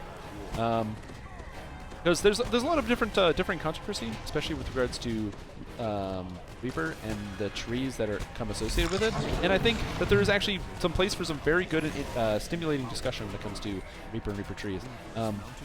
Because you have this question, right? So I'm playing Legendary Elite Slave Lords. We're doing it with friends. I'm convinced that several of these people have never done it because a lot of them are getting excited. One of the guys typing in roar because they've never seen some of the aspects of this quest before. There are people that have never done this quest, but we're just kind of breezing through it in Legendary Elite. And this is basically the hardest content in the game. So Reaper difficulty is warranted. It is important to actually have that level of difficulty in the game for people to actually play it and to experience it, because as much as I would like to, just live in the world that we have right now, where DDO is just like a fun game for fun, which right now it is. It's a fun game for fun. You play with your friends and you go on adventures. I really want to have that super hard experience. I want to have that World of Warcraft level super hard raids, or all the extremely hard raids they have in Lord of the Rings Online, or the extremely hard stuff they have on these other games. I like the fact that while I can pick up and play with my friends, yeah, I want there to be a competitive aspect of like, yeah, I spent all this time on my character, and it's worth it, Because this group can clearly do Legendary Elite Slave Lords. So, do I really even need to get the items from Slave Lords? Who cares? So, because if I can already beat it, why do I need to get the items, right? If we're already beating it with no trouble whatsoever. So, that's kind of where I'm at, is I want to have a game mode that's really, really challenging. Because I want that challenge. I want to play DDO in the most challenging aspect. But there are some questions, especially regarding, the Reaper tree. If we say, for example, that the rewards for doing Reaper mode is to get power to do Reaper mode, does that not invalidate, the whole purpose? How can you have challenge if by doing the challenge it makes the challenge easier? That makes no sense. And I kind of understand that. But I think more the goals with the Reaper tree is not so much to invalidate the additional challenge or the additional damage. I think that the goal of Reaper or the goal of the Reaper tree is to kind of make it so that you can kind of specialize your character more to be able to handle different situations better. So that way you can create the best team possible to be able to do stuff. I'm excited to see impossibly difficult Reaper 10 difficulty. I'm excited to see, you know, all these just incredible challenges that are going to get thrown at us, you know? So I'm going to take a look at the Reaper tree, and I think we'll you know what, after we're done Slave Lords, we'll probably go through it and talk about it a little bit. So I'm going to load this up on my second monitor. And yeah, we're going to talk about it a little bit. But I just want to make sure you guys understand my feelings. I want Reaper difficulty. I'm a huge fan. I'm a huge proponent of Reaper difficulty. And to me, kobolds. Haha, suckers! I can freeze them all. So, but for me, Reaper difficulty is going to be, it's a big deal because I've played this game for a very, very long time, but I haven't been able to experience it in the way I've wanted to before. When will Reaper be released? I don't know. The quote I've been telling people is when it's done. Reaper mode is going to be released when it's complete. And I'm very excited about that word. That might sound like bad for some people, like, oh, you know, I want a time. And I do too. But there are many things that you can release.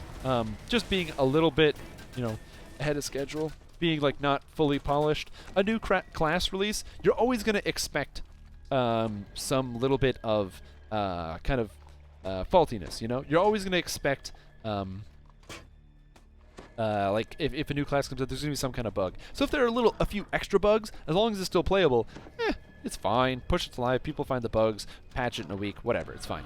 But Reaper difficulty, that's one thing you really, really want to get right. There's really high expectations to provide the super challenging game mode, and if there's a bug that doesn't work, then you have people beating the hardest quests in the game like it's nothing, and then no one cares about the difficulty. So they really got to nail it, get it fine-tuned, so it'll be done when it comes out, is what I've heard. I could be totally wrong.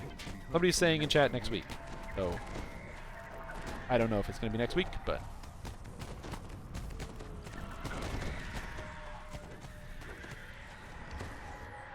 oh, you got to take off your armor to get out of that one.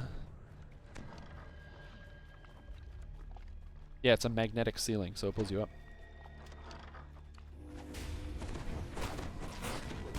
Ooh. Ooh.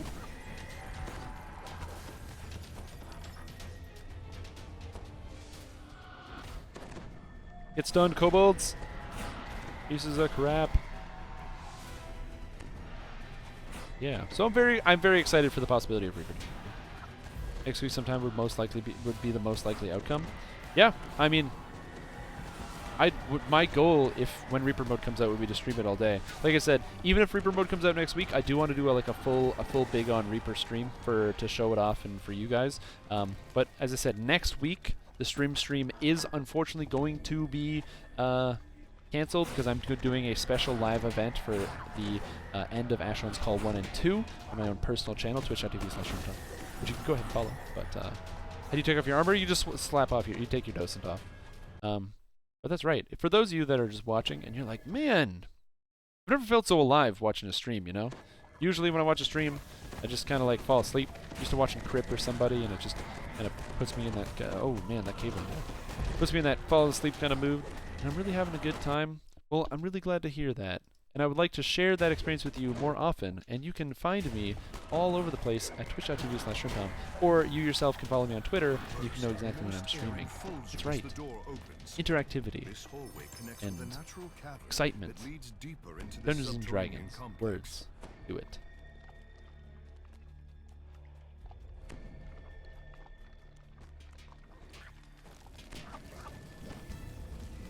Oh, look at that fast heal. That was some clutch healing, though. I could have been paying attention, but I was talking in the stream. Like, yeah, I'm like the super support build, and then I almost let the cleric die because I was not paying attention. That's me. Wail of the Banshee. Whoop. Unfortunately, my Wail of the Banshee is not the super high DC. It's only at 61 right now. I will be picking up some more Necromancy DCs. picking up an extra 6. So my necromancy DC should land around like 71, 72. Two different gems can be seen down on the cavern floor. But that's about it. Oh god, I forgot about the uses. Oh shit. Ooh. A lot here. Oh. A lot of them are saving too. This is bad. Hurts. Hurts so bad. We're so good. I cannot tell. Oh, bad. Bad. Bad, bad, bad. Whew. Bad oozes.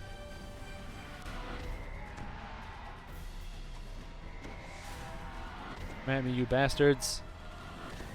Come for me. Yeah. I can do this by myself.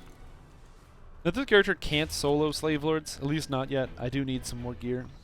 We're going to be doing some Slave Lords crafting for sure. Hey, Voon is dead.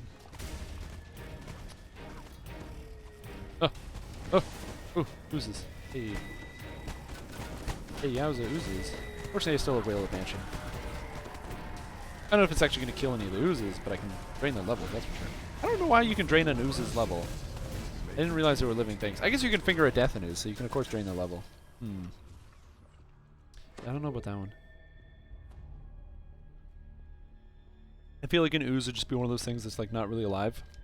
Kind of like a construct. Oh well, what do I know? They eat people.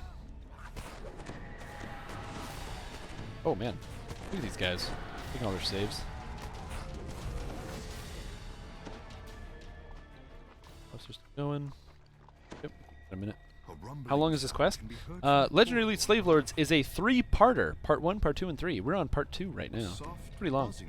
This is one of my favorite areas in the game. You open up a door, you walk through, and there's a bunch of honey that sprays all over you. Honey and beehives. And you're like, oh, not the bees! You get a debuff, not the bees, which makes you unable to concentrate. So you cannot cast spells. And as you walk forward, I can't cast spells. I can still use spell-like abilities, though, because the game is silly. But you can't cast spells because you're bewildered, and all of a sudden you get attacked by a bunch of rats that smell them. And smell it. And of course, you get rid of the effect not the bees by jumping in the water. If you're not familiar with the not the bees, go watch The Wicker Man. Or just Google not the bees, and it'll come up. A small settlement built into the very walls of the cave. Yeah, this is a very, very long quest. This quest was designed to be an epic adventure. So this quest was based off the original module Against the Slave Lords, which was written in the 80s. And so, like the original Dungeons & Dragons pen and paper module. And so, to mimic that, it's a very long module. So there's a lot of stuff, and it's a lot of quests, and it's very interesting. It's similar in difficulty and length to Temple of Elemental Evil, although I believe Temple of Elemental Evil might actually be a little bit harder than Slave Lords.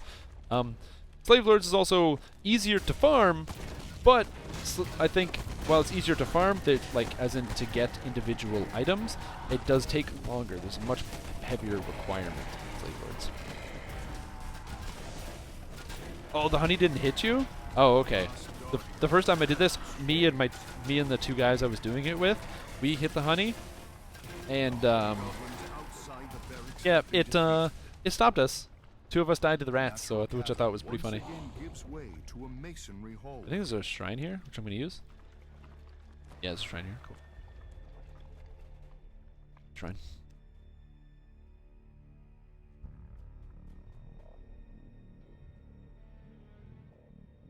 We're all going to shrine. Get our stats back. Recover. We can keep going. Yeah, I'm really excited for Reaper mode. It's going to be absolutely fantastic. And you guys will see me playing and streaming Reaper mode. Now this character is the character I would like to use in Reaper mode. However, I think due to complications, I don't think iconic characters will be able to do Reaper mode at all. So because iconic characters can't do Reaper mode, I won't be using this one. I'll have to make new characters. So I think I will be using I believe I will be using a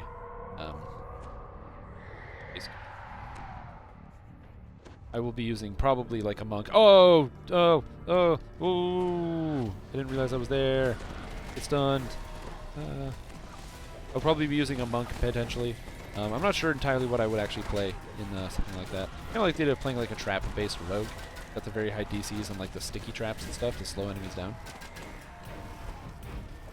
From what I understand about the Reaper mode and the system is you must do quests to gain Reaper points. And so if you have to do quests to gain Reaper points, then because most of the quests are below level 15, iconic characters won't be able to do it. They just won't be able to get enough points. My understanding.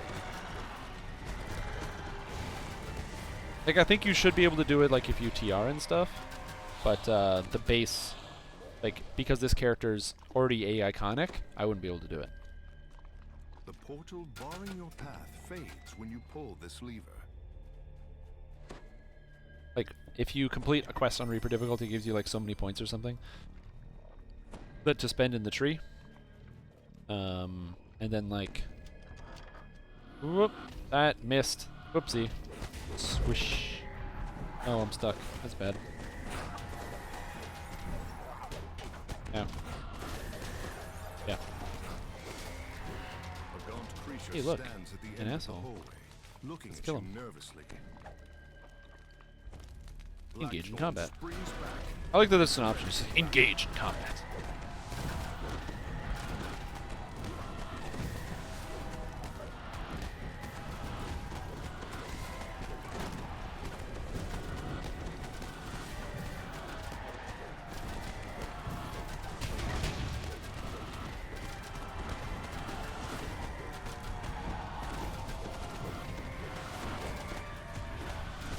All my dots going. How does Crusade's healing compare to Cocoon? They're different. So I'm going to say that Crusade is better than Cocoon? I don't know. Let's find out. Crusade is 30. No, 1 point per character level. So it's 30 base scaled, whereas what is it? Primal Avatar? Cocoon is 6 to 30 scaled. So the Crusader one is going to be healing more. Crusade's going to heal more.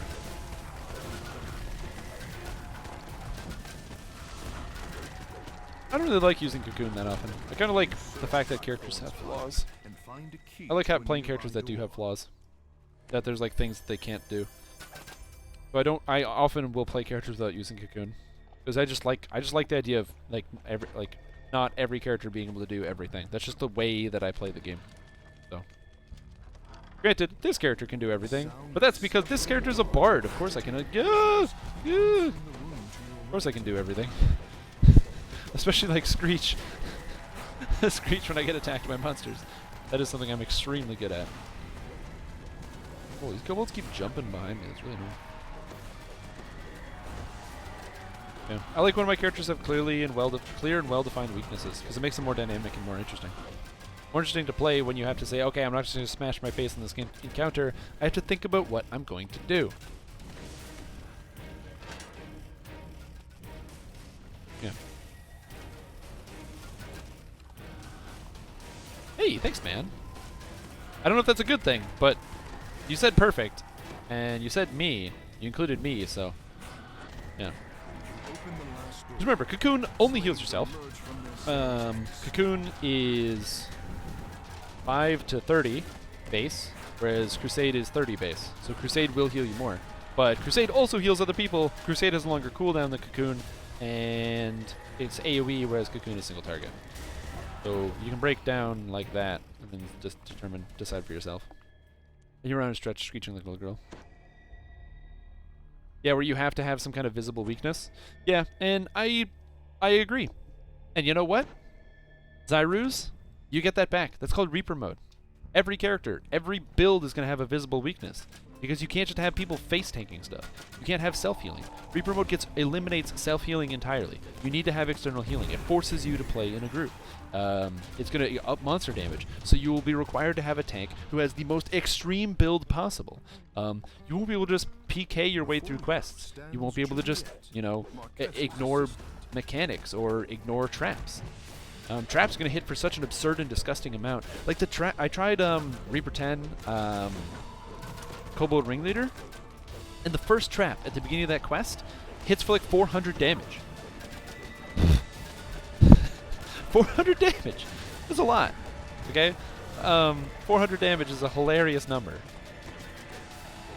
So, yeah, in higher Reaper difficulties. In higher. Right. No, Bob is correct. Reaper is going to have a scaling difficulty. So say you and your friends are capable of doing Reaper 4 and you want to try it, then yeah, go for it.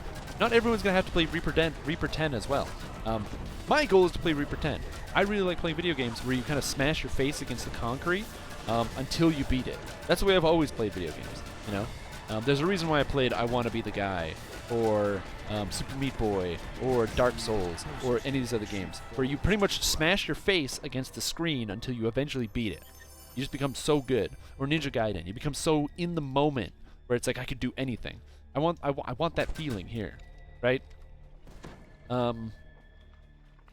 It's one of the reasons why I really enjoyed, oh god, what was that boss? Ravana in Final Fantasy XIV, if you played that game. So Ravana, very interesting boss fight. It was extremely tank-oriented. Everyone else didn't have to do anything. It's a boss with, it's a insect boss with 6 arms, and the reason it was difficult and challenging is because the boss had 8 different attacks that it used on a pattern that had about, it was a sequence of about 75 attacks. And it had 8 sequences because it had 8 phases. So you had to memorize all the sequences, and you had to work in tandem with the other tank. It was so much work, and it was you had to be so in the zone, and you made one mistake, and it was game over. You died, and you had the whole raid wipe had to restart. And it was such a very intense and in sync moment. It was like, oh, you just felt so good. You felt incredible, and that feeling of satisfaction of beating something really hard, you know. So much practice and so much effort. Of course, for a video game, which isn't going to get you anywhere in life. I mean, I'd love to have actually spent that time like learning things about the stock market, or doing things that will increase my odds of like making more money in the future, stuff like that. That would obviously be very good. Hey, it's a champion. Oh no, she's just poison. But yeah. Do you think Reaper Mode will encourage people to play in more groups and non-Reaper quests? Yeah, probably.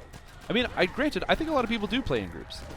There certainly are a lot of people that do prefer to solo, but I think the majority of players do enjoy and like playing in groups. If you look at the DDO subreddit as a great example, there's been so many posts on there recently about, hey, I'm new to the game, can we play in a group? Hey, I play at this time, or I play on this server, or my name is so-and-so, and we should play together. And there's so many different groups that have been opening up. I've been noticing the grouping panel has just been more open. Like, look at how many groups we have going right now. Look at all the groups, you know?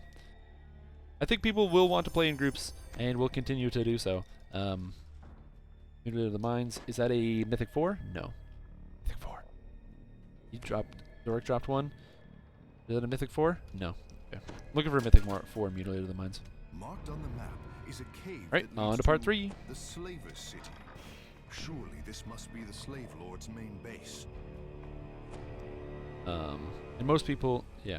Most people don't tank, they run Pew Pew or Star Tossing Scared. Yep, but in Reaper, you'll have to have a guy standing in front of you. So I'm really excited for that, especially to do some of the harder fights. Yeah, you can self-heal. Exactly. Like, it's not like there will be no self-healing whatsoever. But bear in mind, when you're at Reaper 10, you have a 90% reduction in self-healing. 90% subtotal. So it takes all your numbers into account, and then it's 90%. So it's pretty harsh. It basically means that you won't be able to heal yourself, and you need to rely on externals. Whereas at lower tiers, talking about like other stuff, you're looking at like what is it? Like Reaper 5 or 4 or 5, stuff like that. Granted, when it's been up on Lemania, I have not at all tested the lower tiers of Reaper, only the higher ones. You enter the cave said to lead to the Slave Lords. Near the entrance, you find a wounded halfling standing over the body of a dead 8:30 and no giveaway this week? I hadn't really planned to do a giveaway. I could do a giveaway if I wanted to.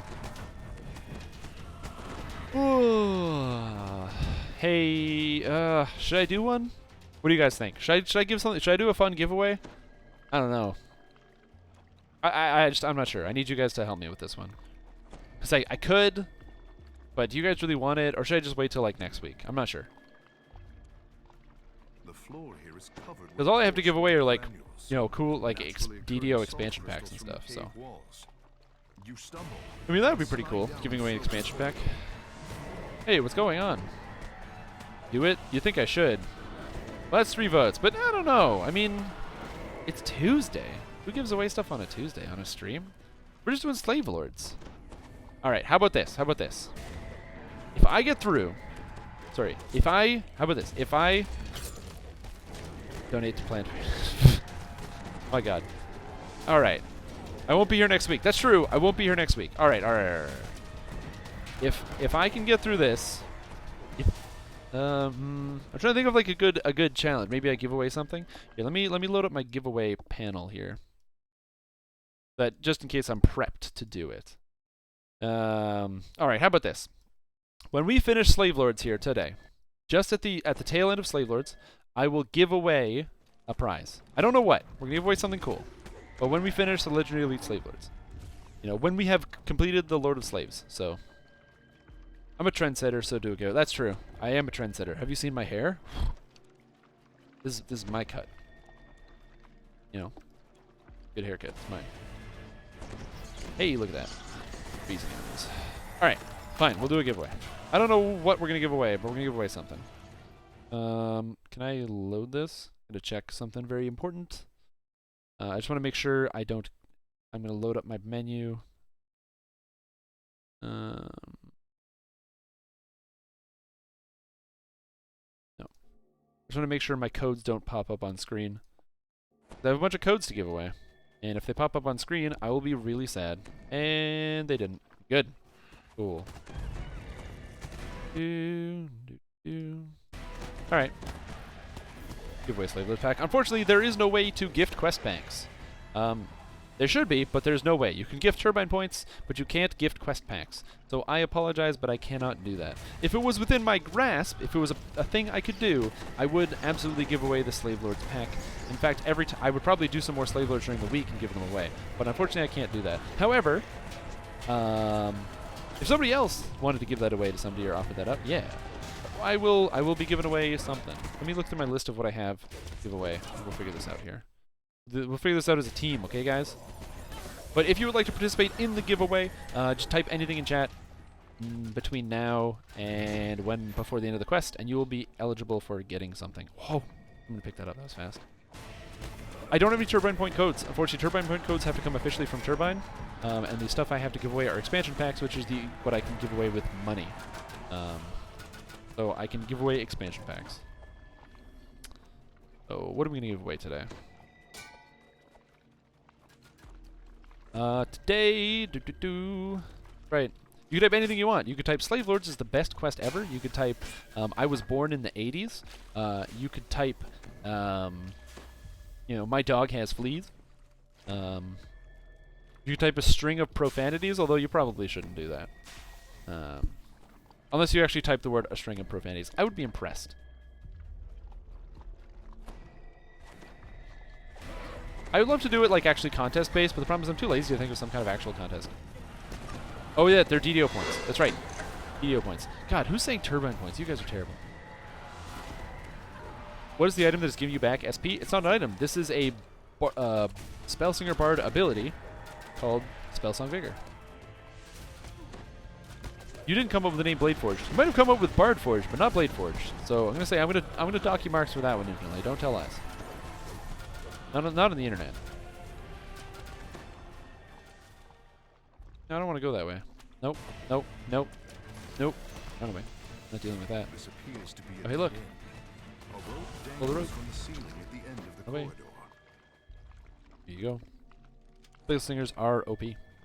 Yeah, so we are gonna give away let's give away something fun. How about a Shadowfell Collector's Edition?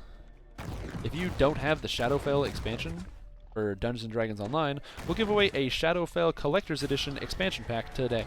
What does that come with? That's a great question you probably ask. I don't know, because I'm not looking at it right now, but it's pretty good. Let me pull this up here. We're going to give away a Collector's Edition Shadowfell. Why not? So we're going to look this up right now. It's on DDO Market. My God. It's a big expansion pack. It's like $50. Yeah, we're gonna give away one of these. So that's kind of cool. $50 expansion pack. Oh, it's not minimizing. Just do what I tell you. So we're gonna give this away. It's gonna come with 2 adventure packs, the Wayloon City and the Stormhorns. It also comes with 3 iconic classes, Purple Dragon Knight, Sherikai, and Morning Lord. It comes with 3 bonus character slots, a Greater Tome of Learning. You get 1 per game world. Unfortunately, it's not 1 per character, 1 per game world on your account. Every single character gets a +2 skill tome. It also comes with 2,000 turbine points. So if you don't happen to have this pack, it's 2,000 turbine points, plus all of the iconics, 1 Greater Tome of Epic Learning, giving you 25% boost on Epic experience. Hate grinding through Epic Lives. We'll put that on your main character, and you don't have to worry about it. You'll be grinding through Epic Lives in no time. I'm going to get destroyed here. So if you'd like to win a Shadowfell Collector's Edition, all you have to do is type anything in chat between now and by the time we finish the Slave Lords thing, and we'll be good to go. Although if you're looking for something to type, I'm actually curious. Hey guys, what's your favorite class in DDO? If you play DDO actively, what is your favorite character class? That is something I would actually like to know.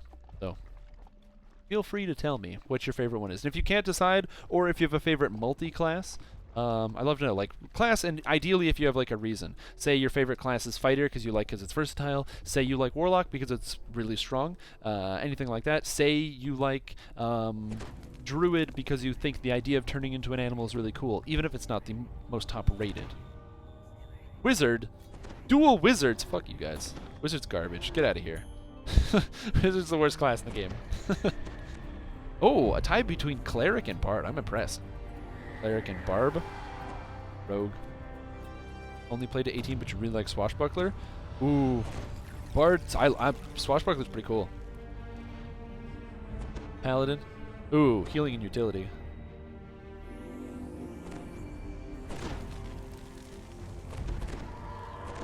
I've played every single class, so punching bad guys in the face. That's a great reason to play monk, so. I hate Wizard with a passion. I don't care if it's like, oh, Wizard's like challenging. Yeah, it's also not fun, so. No, I hate it. I'd rather play Sorcerer, where you're just belting out magic everywhere. Paladin and Monk, those are good classes. Really good classes there. So I like that one.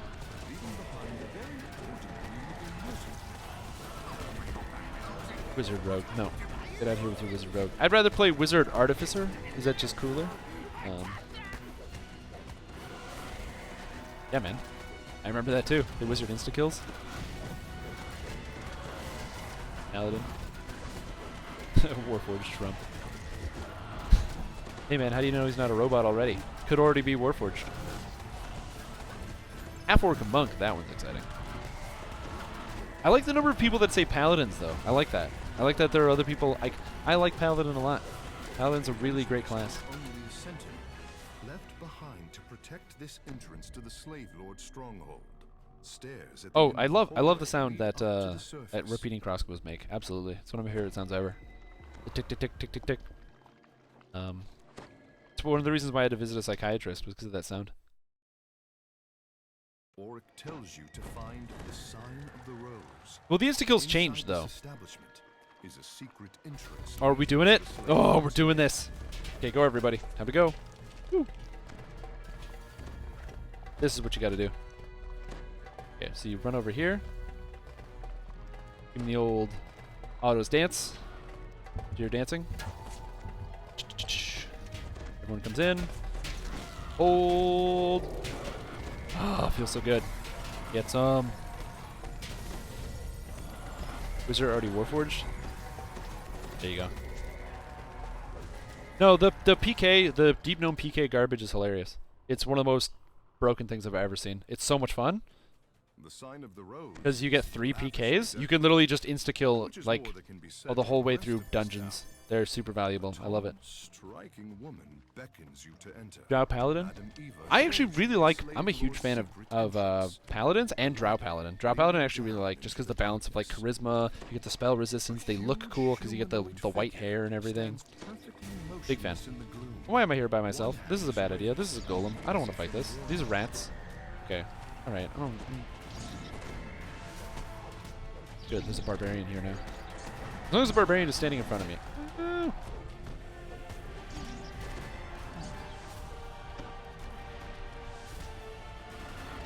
Nice. Oh, I can't diplomacy him away, but that guy got him. Cool. TR your main character. There you go. 8. The TR train is fun. I love TRing. That's why I got I have a completionist. It took me a really long time to get completionist, but I finally did it. Feels really good. Oh.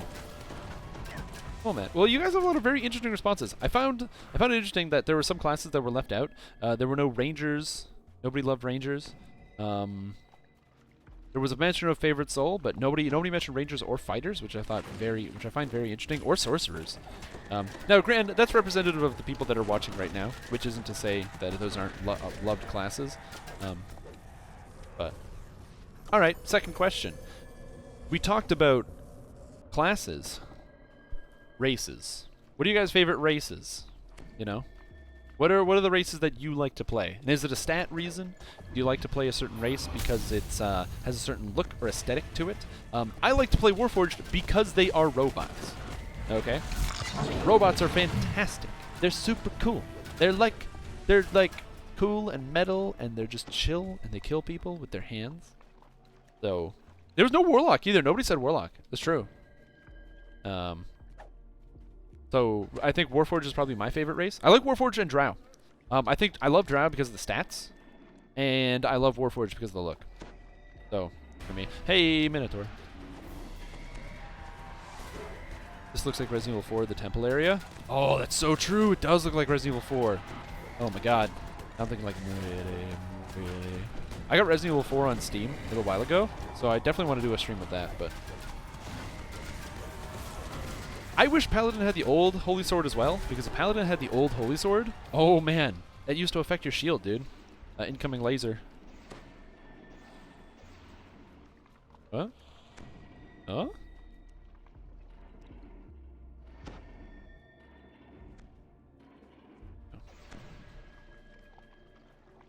But the old Holy Sword used to affect your shield. Way better for Vanguard. What else we got in here? Humans? Yeah, humans get feats, which makes them OP, and extra skills. Gnomes. Halfling Ranger, Strim, Arcane Archer for the win. No, no halflings. Humans, dwarves, half-elves because the dilettante. Warforged. Dwarf and half-orc?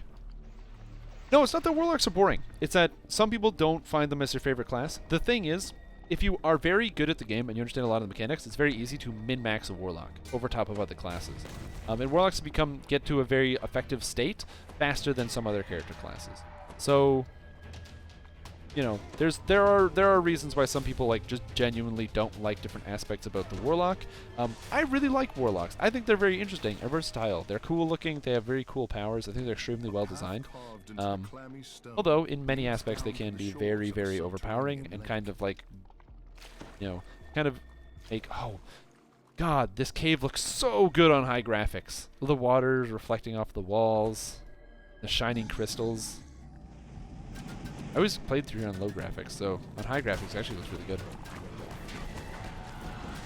The kobold, but they're not getting added. It's true. I'm also sad about the kobold not being added. I really wanted the kobold to be added instead of Dragonborn, but we're gonna have to see. So.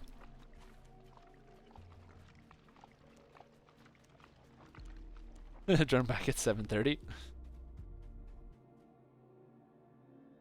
Half-orc and dwarves both are tough. I actually like that. In fact, I think dwarves got the most love here from you guys. Jeez, we got dwarf, dwarf, dwarf, dwarf. That's 4 votes for dwarf. Yeah, man.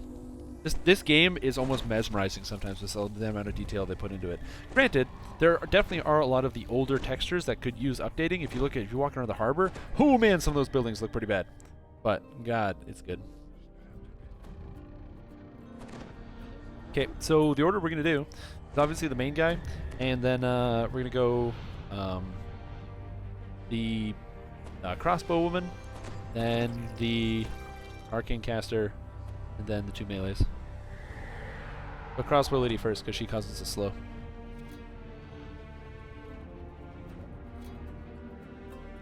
One more song. One more song and you can go. Just one more.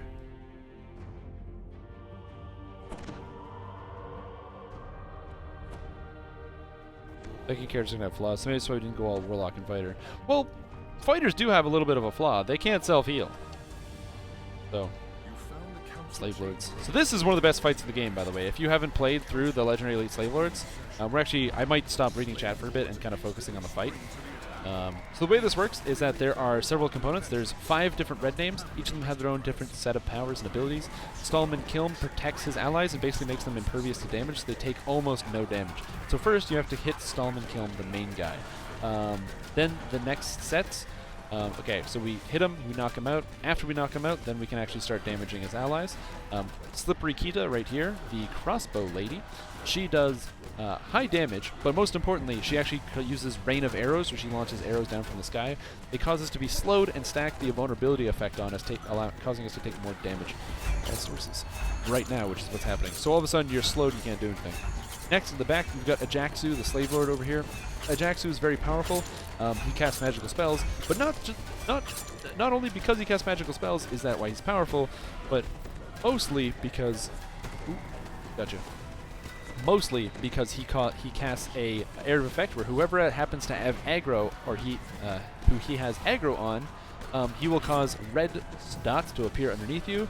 If you are standing in those, they explode, as you can see them explode there, dealing high amounts of damage. So you have to make sure you don't stand in them. Then you have Ian Wolf, who does stat drains. He follows people and does all sorts of crazy stat drains, so you have to be paying attention to your stats and making sure you're not hitting 0 on strength or dexterity. And then you have Nerals, the assassin, who just does ridiculous amounts of single target damage, and he really, really hurts. Oh, I pulled aggro on Ajaxu. Kill the barbarian so he doesn't die. Oh, and now we can go back and stall him and kill him.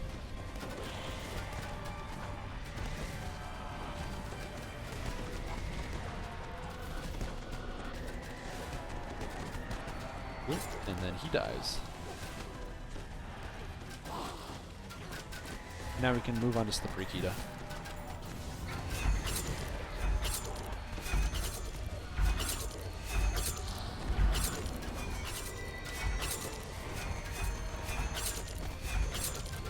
So what I want to do here is stack up my debuff on Nerals. If I can get my debuff stacked, because I've got the... Oh, he teleported away. Nerals also teleports away. He's an extremely fast assassin type, dual daggers, sneak attacks, very high damage, very high crit chance. And he hurts you real bad.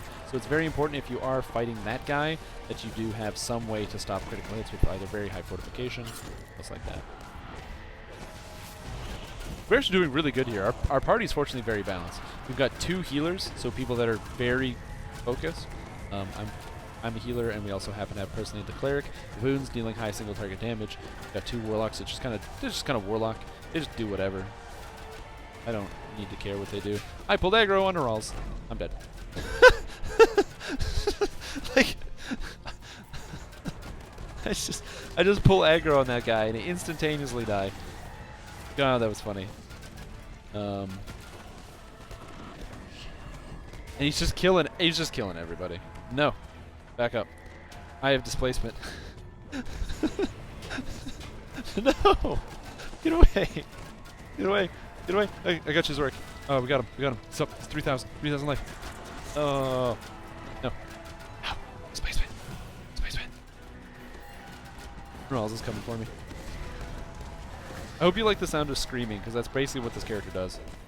Nerals is just kind of standing there like AFK or whatever. He's like, whoa, I didn't notice anybody. Boom, killed him. 2,000 damage. God damn. Yeah, a lot of the newer effects look really, really good, so. Now return to Dame Gold. Oh, good work, everybody. Now that she's finally convinced of your good intentions, Dame Gold gives you the codex page. And nothing. Oh. She warns. Oh, that's good enough for me. Great evil lies inside it. Yeah, me too. Reaper 10 Slave Lords is gonna be awesome. Oh, that end fight? That's one of the best end fights in the whole game. Ooh, ladies and gentlemen, thank you for the group. I'm gonna take a little bit of a break, and then I don't know, probably run some other stuff, so stay tuned if you want more Legendary Elite. Cool. Alright, so we beat Legendary Elite Slave Lords. So what we're going to be doing here is we are going to be, not right now. So what we're going to be doing here is we are going to be, the first objective, that was the entirety of Slave Lords. Man, that was three quests. It took about an hour, a little over an hour. We're going to be giving away an expansion pack here. So for those that weren't paying attention, congratulations to you. If you typed anything in chat in the last little bit, you have the option now to win /wave. You have the option now to win a Dungeons & Dragons Online Shadowfell Conspiracy expansion pack. We're giving this away right now, here live on the DDO stream. It's valued at $50 American, which for me is way more expensive. When I originally bought these, I didn't realize it was all going to be in American because I'm not very smart. And so when that happened, I was like, ooh, cool, we're going to do a fun giveaway. Oh, God. Team Durocan wins. Oh, Team Durocan. They're always cheating. All right. So, I think we're good. Just making sure everything's good here. I have currently 19 people listed in the giveaway. So one of you lucky folks is just going to win a super cool expansion pack. Great expansion pack.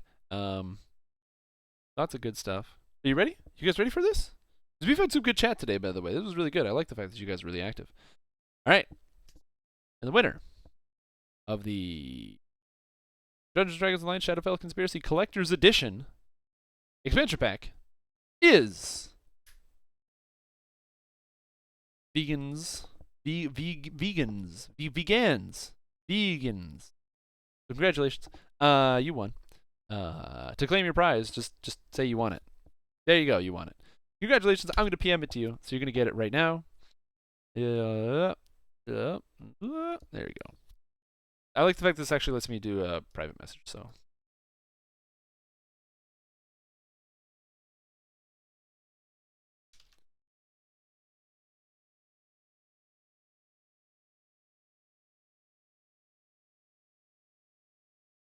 Here we go. Congratulations, man. So don't forget to rub it in all your friends' faces. You won this pack. This contains all sorts of cool and fancy stuff here. I could actually go through this if I just build this up. Let me pull this up. Window capture. That one. Cool. Put this over here. Cool. So you won. Congratulations. You got this awesome, cool thing. It comes with 2 Forgotten Realms adventure packs, Wayloon City, the Stormhorns, 3 iconic heroes, Purple Dragon Knight, Shader Kai, and Morning Lord. It also comes with a Greater Tome of Learning and 1+2 skill tome. Super cool thing. I'm PMing it right now. So send.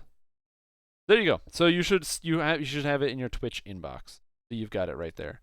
Now, in the event that you happen to have already have one, don't forget you can also give this to a friend to get them started. So that's kind of cool. But yeah, I sent you a message in Twitch. I just sent it now, so it's not automatic. I have to physically do it, fortunately. Cool. There we go. Cool, everybody. So the next thing we're going to talk about, we're going to take taking a bit of a break from the questing here to talk about Reaper difficulty. Now, Reaper difficulty is really exciting. It's cool. It's going to be coming up soon. I hope you guys are all hyped about it and are ready to see some of the new stuff that's going to be coming out. But I'm going to be loading it up here on screen so you can see Lemania. Boom. Lemania. So, Lemania release notes. So, number 1, there's going to be a new dungeon, the Tower of Frost. It's a free quest available level 14, heroic difficulty, and level 28, epic difficulty. NPC can be found in the marketplace near the Phoenix Tavern and is named Grabenbix. That's a terrible name, Grabenbix, but whatever. Hey, it's a great thing. And then Reaper difficulty. So Reaper difficulty is going to be a cool new difficulty setting that will be added. It has up to 10 difficulty settings on it. So you can play from Reaper 1 to Reaper 10 depending on where your difficulty falls. I'm going to be trying Reaper 10 on everything. So woo.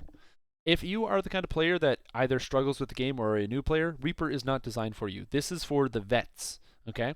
This is not to say you can't play. You can. But be aware that if you die all the time and you're getting destroyed and it's not fun, it's not supposed to be fun. It's supposed to be hard. So, remember that. There is still elite difficulty, and Reaper mode is not going to be able to circumvent that. Leveling through Reaper is not going to be ideal. It's not going to be nearly as fast as leveling through elite difficulty because the experience is not going to be better, and it's going to be way harder. So leveling through Elite is still going to be the preferred method of leveling. People are going to be playing the heroic difficulties. However, Reaper mode provides an alternate path for people that just love getting their head caved in on the regular. Couple new things that are going to be changing with the release of Reaper difficulty. First, champions are going to be redone. So champions will be tier 1, 2, or 3, which will determine how strong they are. Tier 1 champions will only appear on hard. Elite will have tier 1 and 2. And Reaper difficulty has a third tier of champions. And then champions are also going to be split into groups based on their planar origin. So if you have a champion from Fernia, it will have a certain subset of abilities. And you will know that. So the more you play with the system and the more you understand each individual champion, the more you'll know what it is instantaneously. So before, you used to see a crown, say, okay, there's a champion, and you can't evaluate what it does. Can't figure out what it does because you don't know the effects on it. You don't know if it has fortification penetration. You don't know if it has slashing resistance. You have no idea. With this new system, you'll be able to see Champion of Fernia. And if you know what champions of Fernia are, you can instantaneously say, cool, I know how to deal with this one particular creature in a crowd. So if there's 3 champions and they all have 3 different effects, you know, cool, I can tank a champion of Fernia and I can't tank a champion of Lamania. So you're going to have to move or do something and adjust your playstyle to what you can immediately visibly take into account. So this is fantastic. It's a great way to easily identify champions. It's going to be a little bit more exciting. And I'm excited to see it. There's going to be all sorts of different stuff. Damage over times, stuff like that. Apparently red name bosses can no longer be champions. That's disappointing. I like red names being champions, but whatever. Reaper and Hayton's Tomb. Oh, Reaper is not in Korthos Island. Reaper starts in Korthos, or not in Korthos, in the harbor. The minimum level quest for Reaper is 2. So just to confuse new players, there will be no Reaper on Korthos Island. So that's right, Magic Missile. It hurts. Yes, you also have to be able to do Elite to do a quest on Reaper. So if you haven't played normal and hard, you can't do it. But yeah. What else is on here? Shiv's bluff effect. Now red works for sneak attacks. Blah, blah, blah. Basically, death effects, including Prologue, Hurl Through Hell, and Spell Trap the Soul, are now properly blocked by Death Ward. Hey! This is so good. These effects will continue to work on undead or monsters who are protected. With their traits, Genius. Additionally, Hurl Through Hell now has a spell point cost. Oh! Humongous Hurl Through Hell nerfs. It's still good, but now it doesn't beat Death Ward, which is really crazy. So that's a huge one. Action boost, human action boost no longer have a separate cooldown for action boosts. And action boost damage is now action boost, melee, and range power. These are both very good changes. Pretty much, humans are able to stack both their action boosts. The ones you got from the racial enhancement tree were separate from the ones you got from class enhancement trees. Now that's not going to be the case. So basically it means that you can kind of choose one or the other. So it's not like humans is just completely an addition. It gives you more options for versatility, which is kind of the theme of humans. So it's not just a straight power boost, it's a versatility boost. Do I put points in my human tree to get melee and range power, or do I put points into my class tree to get melee and range power? So I think this is a very good change with the enhancement boost there. This is going to nerf some builds, but again, you don't need the damage anyway because no spells are hard enough. Draconic Incarnation's breath attacks count as evocation spells and get meta magic feats, and the breath weapon no longer require hard targeting. Oh my god, that's so good. The DCs on breath weapons is about to go up by about 15, and they get affected by meta magic feats. That is crazy. These patch notes are awesome, by the way. I'm losing my mind. Items. All named items in the game can now be found with special mythic bonuses on them. Additionally, named items found in Reaper difficulty can have special Reaper bonus. Upgrading older items may cause them to lose their mythic and Reaper bonus. Okay, cool. So, that's awesome. Lamania only. Whirling Words, Epic Whirling Words, Returning Snowball are now account bound on Acquire. And this is because these are Lamania. Updated D4 critical profile 18 to 20. The projectile has been sped up, and the weapon now does cold bludgeoning in addition to frostbite. That's so cool! So now there's going to be a snowball that you get. So one of the new quests, this one up here, which is, where is it? Tower of Frost. It dropped a snowball. And the snowball used to be just a dart, a D2, and have a regular crit profile and just do some whatever. Now, it's as a D4 base damage, so it's crazy high damage. It's more than double. It has a huge critical profile, and it does cold damage when you throw it, so you can deal double damage to fire creatures. That is super cool. This is an awesome weapon. Very excited. I'm excited to see somebody actually come up with a snowball build. That's going to be cool. In fact, I might even come up with a snowball build. I might play a snowball build because of this item. That's awesome. Orcs and Ebron are less likely to fire a bow. Second chest in Secrets of the Slave Lords is now pickable. Okay, great. So apparently you couldn't get it. All right, so Reaper difficulty. This is what we're going to talk about here. So this is the most important thing. Sorry, I was just going through the patch notes because it was here. These are all really cool changes that are coming to the game. If you haven't paid attention to them, it's going to be awesome. Ooh. But Reaper difficulty. Huh. Overload characters are not able to enter quests on Reaper difficulty. They're not even able to enter. Characters cannot enter a quest on Reaper if they are more than 2 levels of the base challenge rating, a dungeon, or raid. Characters cannot enter Reaper dungeons if they are epic level and the dungeon is not. Ooh. It's not just you can't. It's not like you can run it. It's you can't even go in. That's cool. Reaper vendors are available in the Hall of Heroes and sell creature companions in addition to potions that grant special cosmetic feats. Cool. There's going to be new companions and cosmetics? Completing Reaper difficulty quests that will provide characters with Reaper XP that can be turned in for survival points. Survival points can be spent in the 3 Reaper trees, which offer the following benefits. So, that's what I was talking about. This right here, overlevel characters, basically means if you're playing as an iconic, there will be a limit on how many of these survival points you can get because quests drop them, and you can't do low-level quests. So I don't know how this is going to play in. I think you might be able to, like, do Reaper difficulty and then reincarnate into iconic. I don't think it resets your Reaper scores or your Reaper tree stuff, your points on reincarnate. I'm not sure. So, but we'll see. So Reaper tree, weapons. So we're gonna go through the 3 trees and see how we feel. Where there's weapons, spells, and tank. I like what it's called, tank. That's cool. So, weapons. The cores. Plus hit and damage with all weapons while in Reaper. Every ability you take in the tree grants 10 life. You also get tactics DCs, damage, strength, or dex, to hit and damage, melee range, and tactics and melee power. The first core gives Reaper Strike. While in Reaper, you activate to spend 1 Reaper charge and gain some stuff. Cool. I don't know what Reaper charges are. That's very cool. Cosmetic slot as well, but you didn't want to say what the slot was. Ooh, it's very cool. So, it was not a bear die? No, I want bear die. God damn it. So these are just basic stats. So just a little bit of stats. So a little bit more damage, range power. So that's fine. Melee power, range power. Then melee power, range power. Okay, look at this. These aren't even crazy buffs. These are just a little bit. So stuff like this will help it easier if you're playing early game, if you can get some Reaper points. That's good. More melee range power. Reaper's Imbuement. While in Reaper difficulty, activate to expend 1 Reaper charge to gain Ghost Touch, bypass fortification, and bypass dodge. So this might actually be very useful to get that. Reaper Deadly Strikes. While in Reaper difficulty, expend 1 charge to gain Reaper damage and Reaper's Shot. Cool. And then tier 5, again, just a little bit of stuff, and +1 Reaper charge. I don't know how you get Reaper charges or what they are, but I'm assuming this is something to do with killing monsters. Like maybe killing Reapers gives you Reaper charges, and you can, use those Reaper charges. This is very cool. Again, nothing crazy here. Yes, you'll be able to get probably a good 30, not even 30, like 20 melee power out of this tree. Maybe 30, actually. Maybe 20. 6 plus 6 plus 3 plus 3 plus 3 is 21. Plus here, so maybe like 24 melee power or something.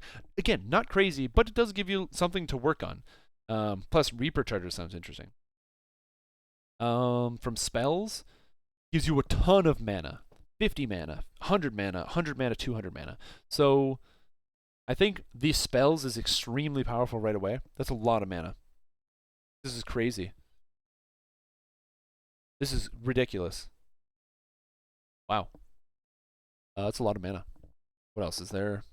Well, in Reaper, you can gain Profane bonus to spell power. Very good. +1 to DCs. It's flat DCs, too. The real question is, I don't know if this is going to affect Druid forms, like Druid DCs. So, for example, if you're playing in Bear form and you want to play as a tank, Tremor is actually a great option for a crowd control effect, but I don't know if plus spell DCs will affect it.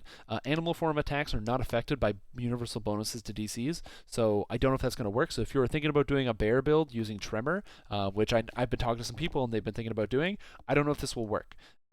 Because as I said, Spell Mastery does not work on Bear DCs. Hey, what's going on, Nyarlathotep? Yeah. spell penetration, DCs, blah blah blah, spell penetration, DCs. So just stats. Expend to gain Reaper DCs. Ooh, reduce the spell cost of your spells by 45% for 30 seconds. So you can use Reaper's efficiency. Maxing this out will be really good if you're playing any kind of healer type. You can save Reaper's efficiency for when you need to do very high throughput heals. I think that's going to be very, very powerful. This is good. I like that. And then tank. 10 hit points. Addition, every ability you take grants 12 hit points in Reaper difficulty. This is going to give you a lot of life. +1 to all saves, hit points, dodge, and dodge cap. Very cool. Pure MRR, blah, blah, blah. Bonus to saving throws with Reaper charges. Very cool. Constitution while in Reaper and Reaper difficulty. Is everything here in Reaper difficulty? Yeah, I'm assuming all of this is just in Reaper difficulty. So yeah, all these appear to be in Reaper difficulty. Reaper trees except reset with enhancement trees. So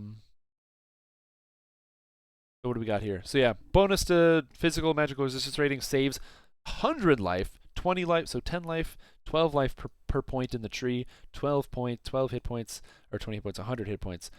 That's pretty good. No hit points here, but bonus dodge is always good.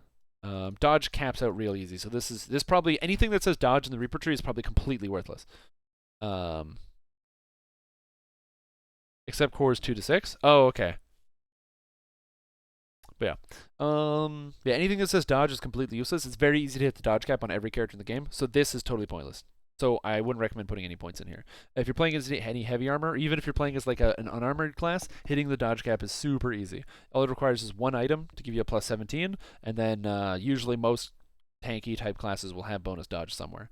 So Reaper. So this is just bonus to saves, all very good. And same thing with there's the shroud, so bonus to defense, good. I'm really interested in these Reaper charges. Profane bonus to PRR, or profane bonus to energy resistance. That's interesting. The thing is, though, I don't like this. This is 10, 20, and 30.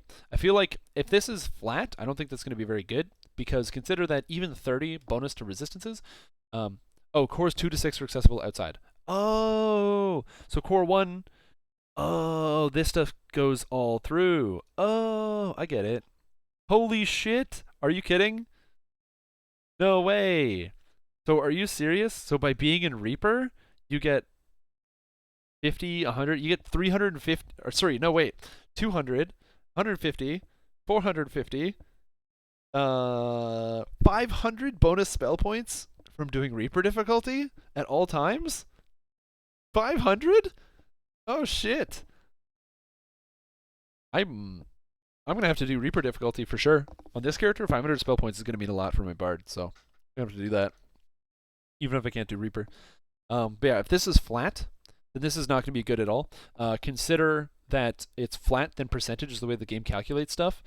So if you get hit, if you're playing as like as a tank build, and you get hit for 6,000 base fire damage, now if you can reduce that by 80%, so reducing it by 80%, you're going to take 1,200. If you can live through that, great, you're still alive. But taking 30 off of that 6,000 is valueless. So Reaper's steadfastness is something I would avoid. Reaper's resistance is great. Profane bonus to physical resistance. But if this is flat, if it's percentage based, that's really good. But if it's flat, it's going to be terrible. Avoid that. Dodge cap is good. This dodge cap, take that. +1 Reaper charges, and then the same stats. So that's really good. And then something adjusted text, standing stone. Reaper vendors in the Hall of Heroes not currently allowing characters to purchase things from them. Cool. So there we go. So overall, my opinions of this, a lot of the buffs make a lot of sense. Like I said, other than a couple of things, the dodge not being very important at all, because it's super easy to hit dodge cap. And also, of course, stuff like this, the flat. I think the tank tree is probably the most lackluster of the three, just because it's very easy. This doesn't provide any additional defenses, right? It only provides the same defenses we already have. So layering is going to be even more important than it was before. Being able to get over 300 physical resistance rating, over 300 armor class. Another thing that's important about the Reaper tree is it doesn't provide any bonus to armor class. So armor class is still going to be very good, but like I said, it's not going to be amplified here. So you're still going to have to struggle to try to pull your armor class up as high as possible. I don't know if they're if the new Reaper items are going to add more armor class than previously, so it won't matter. But armor class is a very important defense. Having about 300 reduces your chance to hit by about well, it's about 75%. So that's really, really strong. So pulling up the armor class is going to be very important. Surprised to see that there's not even a mention of armor class, but there's dodge cap. So I don't know what to say about that. However, this tree will give you a lot of life. This is going to make you very, very powerful. So you get excited for the life from the tank tree, but a lot of this stuff is not really that important. I think it'll be more important even for tanks to probably focus a lot more in the spell section. Having more mana will give them more options, and even be able to buff the DCs for their crowd control effects so they can keep themselves alive. I think that's going to be one of them.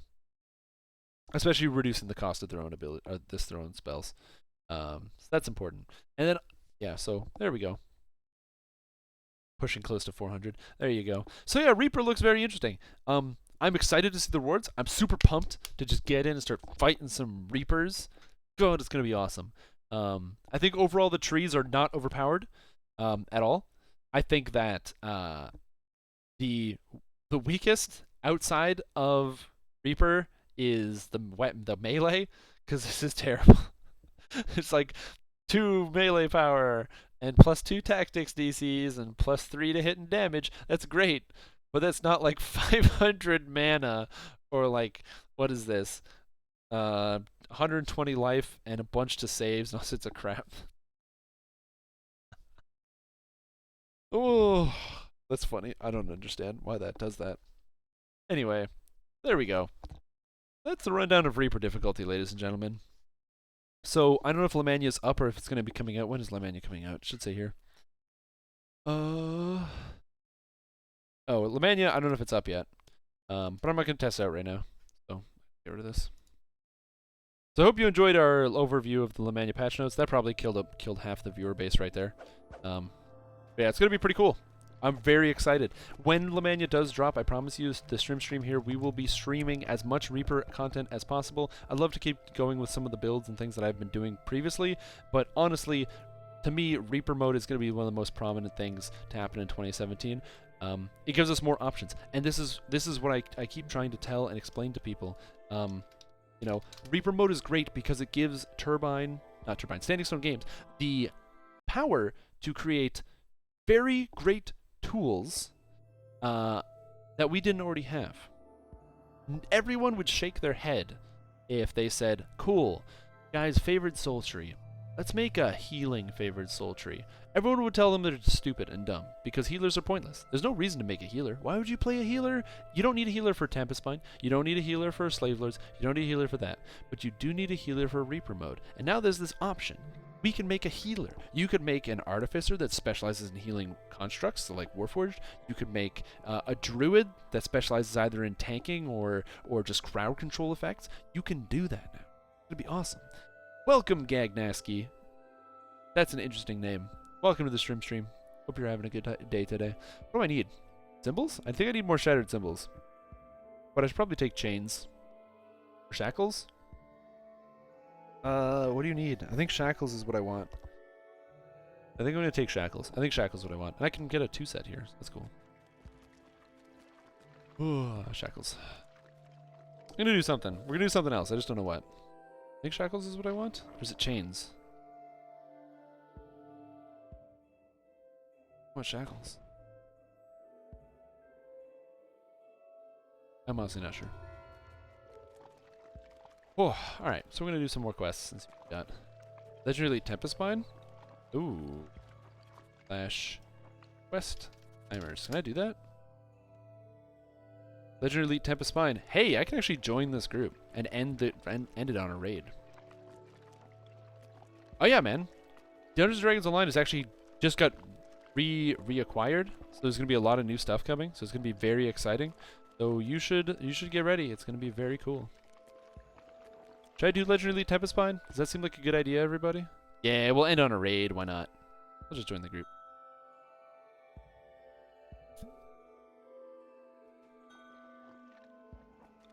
Hey, what's up, everybody? Yeah, so we're gonna do some Legendary Elite Tempest Mine. It's a good way to end the stream, you know?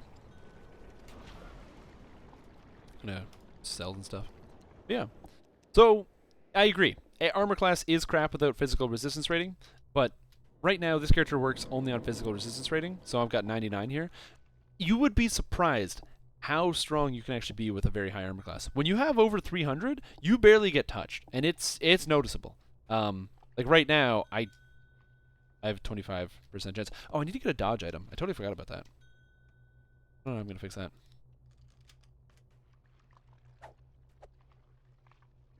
It should be out 2 weeks or less. That's right, with that whole new difficulty setting. Super hyped.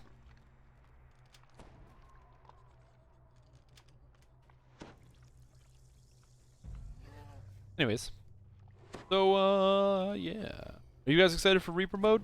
Or, more importantly, are you excited for the new snowball dart weapon?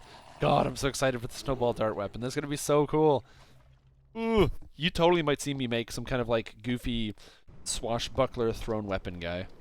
Does swashbuckler affect darts? I think it does. I think swashbuckler does affect darts. Hold on. Dagger, short sword throwing dagger. Yes, dart. +2 threat range and +1 multiplier. Oh, baby. That means that dart would be a base 16 to 20 times 3. That's a snowball. 16 to 20 times 3 snowball? That's a snowball. Improved crit, bring it up to 15 to 20 times 3. Snowball. I'm definitely going for the snowball now. There's no doubt about it. Espiel was a tank that ran with 298 AC and 280 PRR. Holy crap. But not the snowball. Oh my god. Hey, listen, okay? Guys, we're about to do Legend Elite Tempest Mine. You know what's right at the beginning of Legend Elite Tempest Mine? Fire Elementals. Fire Elementals that have a lot of health. Now, you're going to do Tempest Mine on Reaper 10, okay?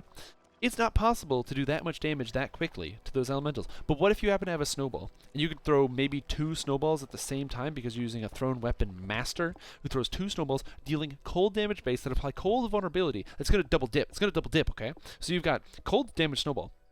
It's going to hit. Say you're going to crit for like 3,500. You're going to crit for 3,500. But you're fighting fire elementals.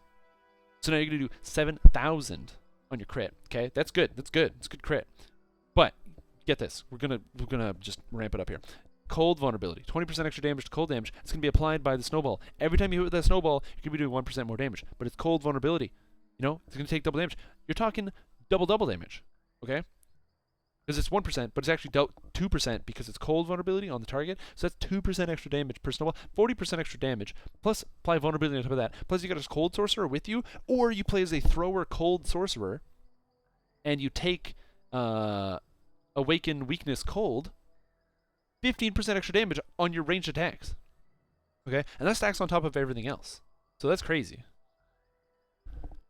Oh yeah. And the best part is I could turn this character into the snowball thrower. Because I could have the hand axe in my offhand and snowball with the main hand and apply vacuum.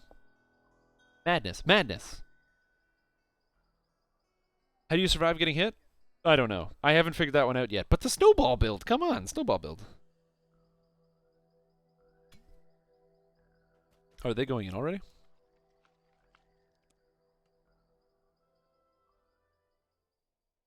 Nickname is derived from my last name Gagne, like the hockey player Simon Gagne. Why am I standing in here? No, whatever.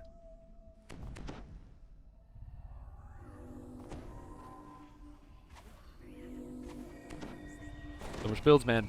That's just it. I'm literally just talking about the snowball build. I'm an idiot.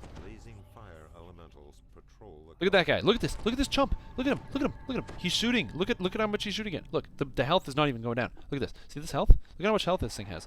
Ooh, you got it to half. If you can imagine if you had the snowball build. I'm gonna make the snowball build, okay? You guys better get hyped. I'm gonna blow your goddamn mind with the snowball build.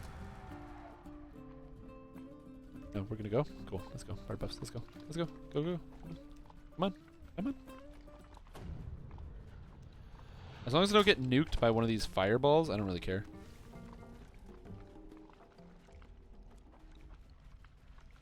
I run real fast, so I don't want to stay awake. Yeah, this game really ignited my passion for oh my god builds, is what I like to call it. Oh my god builds is the feeling when you read about a game mechanic or something and you go, oh my god, I can make a build. Can you move your DDO logo on the top left a bit so we can see all your buffs? What? What? I'm not gonna follow that kind of request. You guys think you can tell me what to do? Fine. Oh, there you go. Ugh. The things I do for you guys, for my fans. All your damage won't matter if you can't survive a hit. You don't have to survive a hit if you have a snowball in your hand, dude. You're like crazy. Sorcerer Eldritch Knight that uses Ice Enchantment on a snowball that uses cold spells. Look at that. Look at that. Builds. I love it. In fact, I should host a contest so you can make the best snowball build. I would love to do that. I'm a bard. I'm gonna fight this stuff. I don't give a shit. Ooh, what's up? Whoop. Hee. They can't save against my stuns. I'm a bard. I don't do a lot of damage, fortunately, which is hard. But ooh, I can kill these guys pretty good. Keep them perma stunned.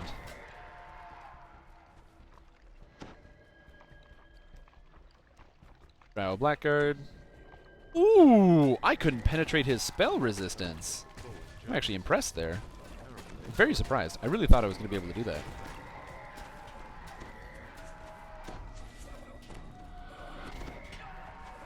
Whoa. Hey, back up. That's not cool. Not cool, buddy. You guys gotta stay stunned. Yeah, they can stay perma-stunned, but that's gonna be... Damn you, Strimstream. No problem, man. That's what I do. As I said, this character is the Bard Forged character, designed entirely to be a Blade Forged Bard. Why? Why not? It's really the only question I need to be asked right now. Why not? I think it's cool. Why not do stuff that's cool? Who else is playing a pure Spellsinger Bard? Me. Sure, you can play as a Barbarian, but why not? Oh god. 20 characters on Arganessen? That's a lot. I apologize if I'm doing a lot of jumping in circles. I cannot stand and just tank these guys. They do 800 damage a strike.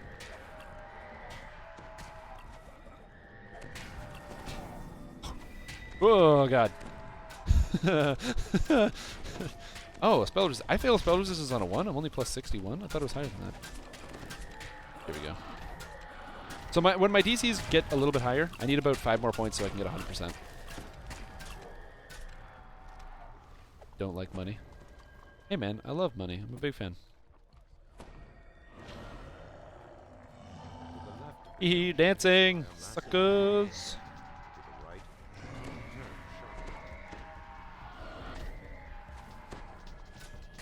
Oh, I forgot. Need this. Placement. Feeble Mind! Oh.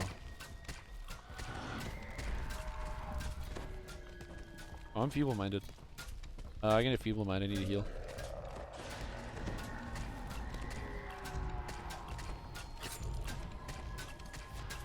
Kitana. There you go. I'm very looking forward to Ravenloft. I don't even know what that is, but a lot of my friends are like, "Oh my god, Ravenloft! It's so cool! It's like this thing with vampires." And I was like, "Oh, you mean Twilight?" And they were like, "No, no, it's different." I don't know what it is, but oh god. It better be cool. Hey, come on. Let's fight this golem. I know. I'll make him dance. Ah. Sing a song. Ow! He just punched me and I died. Alright, I'm not a tank. Oh.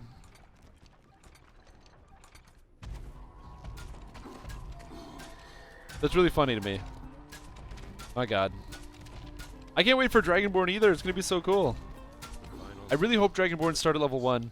If Dragonborns are iconic, I'm going to be super depressed. Strahd can suck it when I arrive. I've never seen that emote before. That's kind of cool. Fire.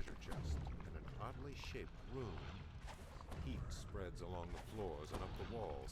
The sound of rushing lava resounds all about you in this cavern.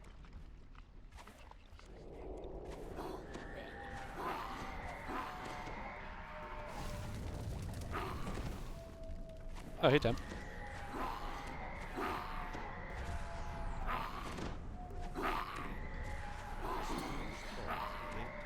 Fire's dead. Ice will reform as fire still burns. I'm gonna ignore the monsters here. I'm gonna do one of these. Not what I wanted. One of these.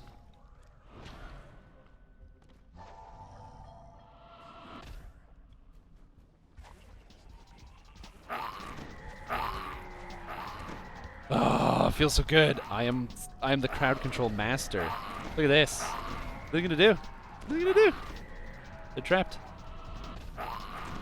I don't do enough damage though. My crits don't crit hard enough, so. Ooh! Ooh! Ooh, what hit me? Fire giant. I'm running away. I'm not dealing with this. Dragonborn is Sork iconic, so I've heard. Is that wrong? Cast we want iconic in the last stream, and if we did what we wanted, he was mentioning that iconic would be addition if we get it. Now, I really hope it's not an iconic.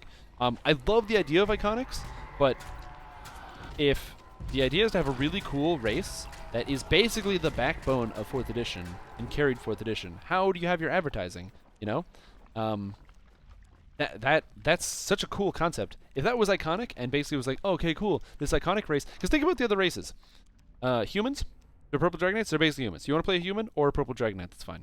You want to play a gnome or a deep gnome, that's fine. If you want to play a sun elf or a regular elf or drow elf, that's fine.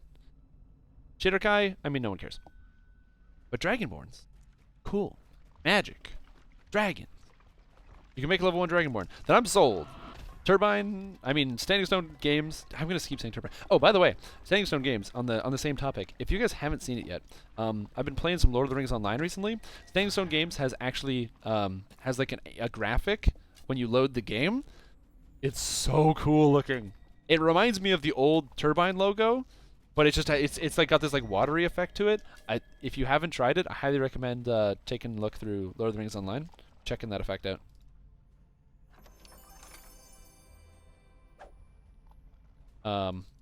Cool. You can make it level 1? Okay, I'm making a level 1 Dragonborn then. That's awesome. I'm so making a level 1 Dragonborn. Oh, I'm so excited now. Now I'm going, oh my god, builds on Dragonborn. What am I going to make? What kind of Dragonborn am I going to make? Cordo asked in chat if we wanted an iconic during the last stream, and if we did what we want, he was mentioning an iconic would be an addition if we got it. I don't know. Part of me thinks that a Dragonborn iconic, to me, screams favorite soul. You know, specifically worshipping draconic gods, right? That's what Dragonborn screams to me. You know, favorite soul. With specific favorite soul enhancements. I think they'll be extremely cool. I'd be very excited to see that. But on top of more than just favorite soul, Druid also sounds extremely interesting. Dragonborn being creatures basically of nature, and having potentially Druid dragon-based forms. Oh, that would be cool. Is there any meaning? Ooh! Ooh! Get out. Die. Take Will the Banshee, you bastard.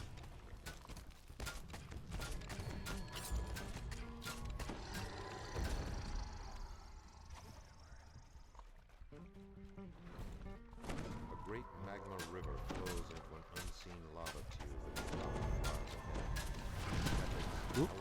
Here we go.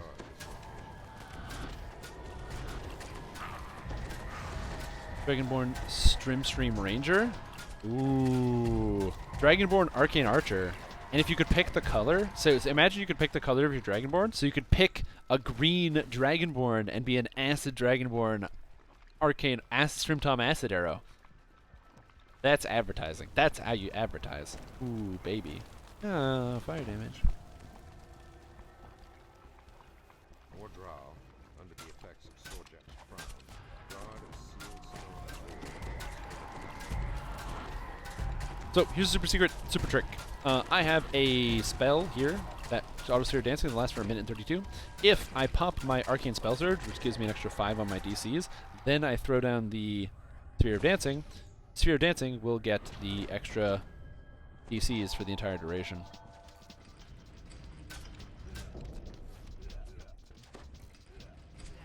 Oh shit! That didn't work. Whoops. I basically killed everybody.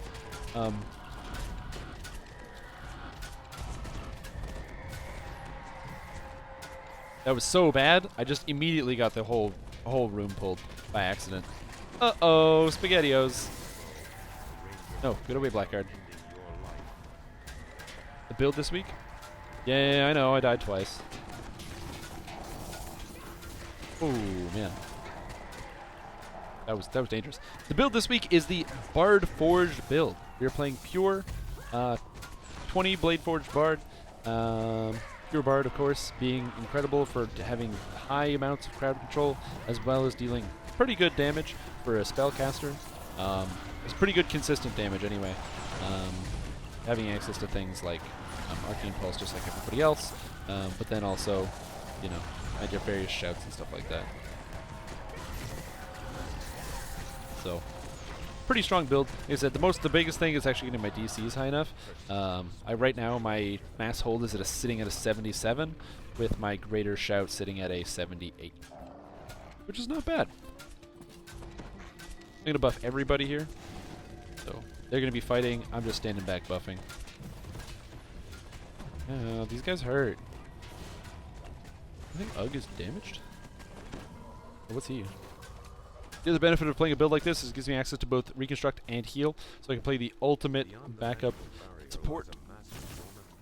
And if I want to, I can always reincarnate this build and try out a, by reincarnate I mean Epic Reincarnate, and try out the pure physical Swashbuckler build. Of course, being a pure Bard is not the best way to be a Swashbuckler, but it'd still be pretty good. So, I think being a melee would be very interesting with a build like this. It still has the versatility. The DCs would be close. Not quite as high, but they'd be pretty close.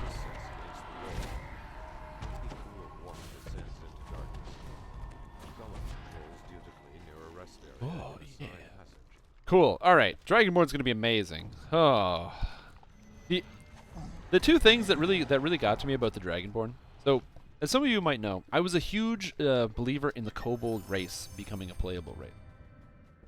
And my reasoning for that was I wanted the Kobold race because the Kobold race would be completely unique.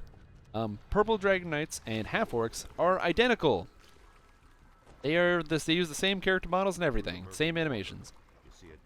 Races don't do that. The Gnomes got new animations. All of the base character races, humans, dwarves, elves, halflings, and warforged, all have different and unique character animations. But the Purple Dragon Knights and the Half-Orcs don't, even though they're very, very different. So I was kind of worried. Ooh, God, Fury Shot. I was kind of worried, you know, how would it do, or how would it be if, you know, or how would it be if we got to play with a Purple Dragon Knight, or not Purple Dragon, with a Dragonborn, but the Dragonborn was just a reskin Purple Dragon Knight. Just a reskin Purple Dragon Knight. I would have been so disappointed. I mean, it's such a cool and iconic character class and race. I thought, what if that happens? What if that happens? So I don't want that. I wanted Kobold, so that way we have to get a new model. And I was informed recently that the Dragonborn is a unique looking race. Unique animations and everything. It's not a reskin Purple Dragon Knight. It's amazing. I haven't seen it, but I've heard it's amazing. And the fact that it's going to be not an iconic either, god damn. So now the only thing left is to make it cost $25, because you better believe I'm going to pay $25 for that. Cool. If it was 2,500 turbine points for the Dragonborn race, oh, I would 100, no questions asked. I would be like, damn, that's going to be an awesome character race. Give me the or I keep saying Purple Dragon Knight. Give me the Dragonborn. Give me the Dragonborn. $25? Sure. I don't care. Take it out of my wallet. Here you go. Right? For me, that's an appropriate price. Maybe not for everyone, but for me, at least. Hiberno DC'd. Nope, I don't want to deal with this. Oh. Ah, hammer time. Wail of the Banshee.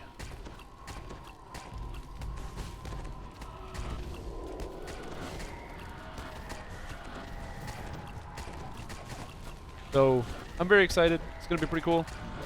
Better believe we're going to be making some Dragonborns. Anytime there's new content, it just means there's more builds I can make now. Sorry for the late. Being late. Eye procedure ran really long. Hey, man. Your eye procedure is like more important than the video games. Like, as much as I really wanted you to be able to participate and be here in the stream, eye surgery is like more important. The only things you missed is the cool snowball announcement. So Strimstream, depending on what it actually turns out to be, I might make a purple dragon, or not purple dragon. Damn it, I'm gonna say that all the time. I might make a dragonborn snowball build. Oh my god, dragonborn snowball build. We'll call it the Dragon Ball. Eh? Eh? Dragon Ball build? You know you want the Dragon Ball. You know you want it. Nope. We're doing the Dragon Ball build. Dragonborn Snowball. It's gonna be awesome. So basically I'm gonna make a character called Goku that will be a Dragonborn Snowball build. I need to get the snowball. But when I get it, that's gonna be so cool. Vegeta. No, it's gotta be Goku. Stick to your day job. Oh, get out of here. My day. I mean, I do stick to my day job because unfortunately I can't make a living playing DDO. If I could make a living playing DDO, that would be fantastic. So actually, you know what? I'd like you guys to do me a favor. All of you watching here today that are watching the stream, other than following me on twitch.tv/Strimtom. Oh, that's not what I wanted to paste. Ooh. I highly recommend you follow me here on twitch.tv/Strimtom if you like my content and what I do, because I do stream Dungeons & Dragons Online on my own personal channel, not just on every single Tuesday from 7 to 10. But anyways, if you want to support, if you want to help me fulfill my dream of being an online entertainer who's basically a drain on society and doesn't really do anything relevant, but I play video games and you guys support that, continue to play DDO, support the community, and help it grow. The more people we have playing the game, the more people we have watching the streams, the more viable it is for me to do it as a full-time thing. So, yeah, that's what I'm talking about.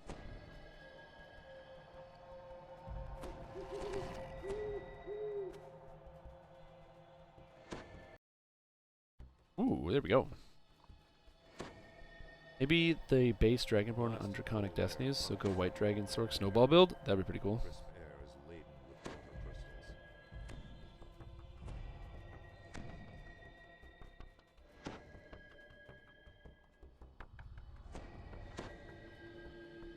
Oh, if somebody needs strength, if we have anybody who's close, I can give +2 from Bard songs, and I have an Owlbear cookie and Ezra cookie in my backpack.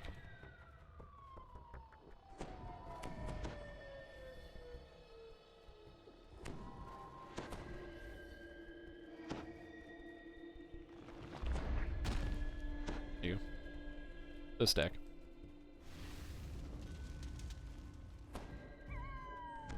So the wolf is gonna eat the cookies.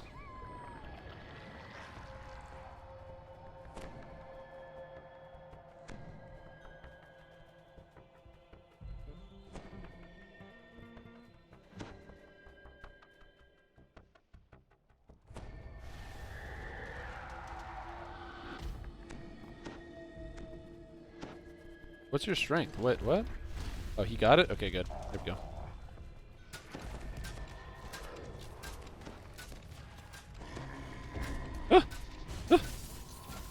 Oh god. This is scary. If you had the money, you'd pay for this to be in my life. That's right. If you would like to support my cocaine addiction or my video game addiction, I'm not sure which one's worse. You can help me with that. Like I said, I'm very happy. I mean, I have like a full-time job. That's why I don't stream all the time. It's because I have like a full-time job that eats up 50 to 60 hours of my time per week. But I'd love to actually just stream full-time. Just get out there and play the video game and do nothing else. White Dragon, 17 Sork, 3 Bard for a 16 to 20 times 3 snowball without other feats and charisma to damage. Before you get charisma to hits, get your Amazon Prime subs out, boys and girls. Yeah. The thing is, I don't know entirely what you need. Can you get this one too?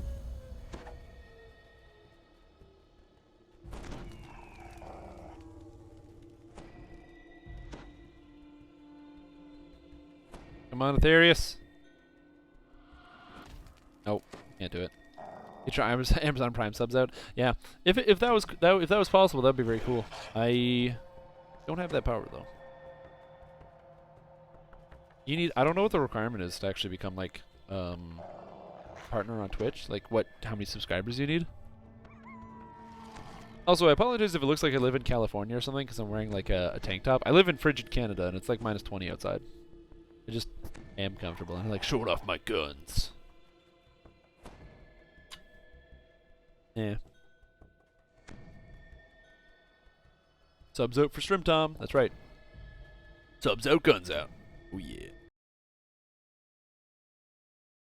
God, this quest is so fun. So they revamped Tempest Spine, which is super cool. Man, look at that guy. Look at him go. Is he a pure druid? No, he's 16 druid. But if you, can't believe Aetherius doesn't have 75 strength. I don't even know how that's possible. But they revamped this dungeon, Legendary Tempest Spine, or Tempest Spine. I say Legendary. Listen to the difficulty I do it on. But they revamped Tempest Spine. Tempest Spine, super cool. Swordjack. The final boss hits for like 4,000 damage. It's really dumb. But they added all new items, made it really difficult. The hardest part about this quest, if I'm being totally honest, is getting a 75 strength for these levers. That's the hardest one. You could just make a bajillion accounts and all it's up to you. It would take forever, but it's fine. Or you just get a bot that does it. I'm not going to do that because if I get caught, I lose everything. But if somebody else makes bots, I don't really care. Oh, I'll use this as an opportunity because I have the most viewers I've had all day. If you are enjoying your stream, the stream that you're watching, you can follow me on Twitter there to know when I actually stream on my own personal stream, or just follow me on twitch.tv/Strimstream. But more importantly than that, I stream here on the DDO stream every single Tuesday from 7 to 10, and we always stream something different. Some weeks we stream low-level leveling content. This week we are streaming high-level content, so you get a chance to see that. When Reaper comes out, I'll be streaming Reaper mode, doing a special feature stream of that, stuff like that, being able to showcase interesting concepts. And if you like to talk to other people about builds and really kind of going in depth into lots of details, you can go ahead and experience that. Why did I do this? No. Oh, I went the wrong way. Here we go. I agreed it. Great. Anyway, point. Hey, did he aggro it? Cool.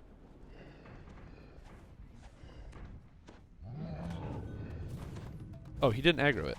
Okay.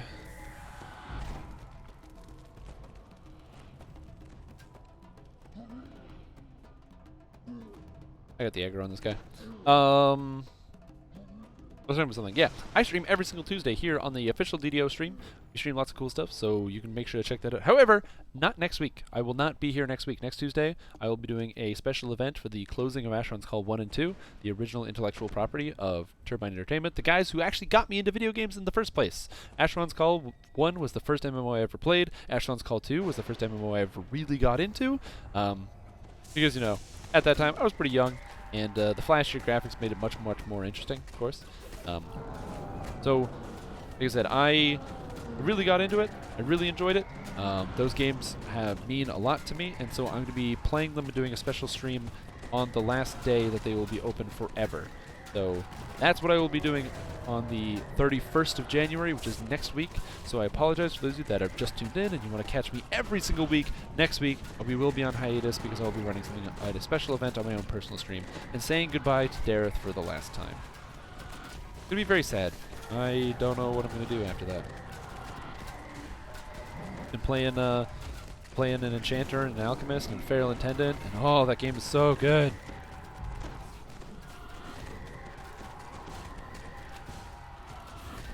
What's your Twitch username? No. Twitch reviews are based on subs or views. Combination of consistent views and viewer count. Exactly. So basically, it's based on partially on followers. You need to have so many followers. You need to hit, I believe it's 500 consistent viewers. You can get less depending on the circumstance. It also depends on market segment. So if you are playing, if you play a game that's not very popular but you have a higher view count, it can matter more. What's my Twitch username? Strimtom. It's Strimtom. Twitch.tv/Strimtom. There's a link for you. Cool. I was really paying attention. I was just kind of hitting the boss. I can't believe I didn't die, actually. That was weird. It really did. It was a fantastic game. I'm going to miss it. I'm going to miss it a lot. So, that's why I'm going to be celebrating the end of Dareth with everybody.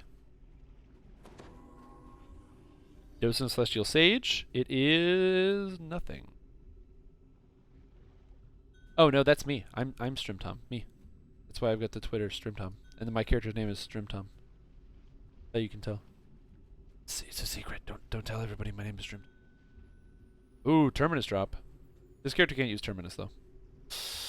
What if I wanted to use Terminus? Slash roll D88. I'll take it. I'll take a Terminus. We could go for a Terminus. Yeah, it's a good beer. Well, Xandarl got it. I don't need it. I think I have a Docent in the Celestial Sage. Yeah, I have a Mythic 4 Docent, so... Yeah, I know.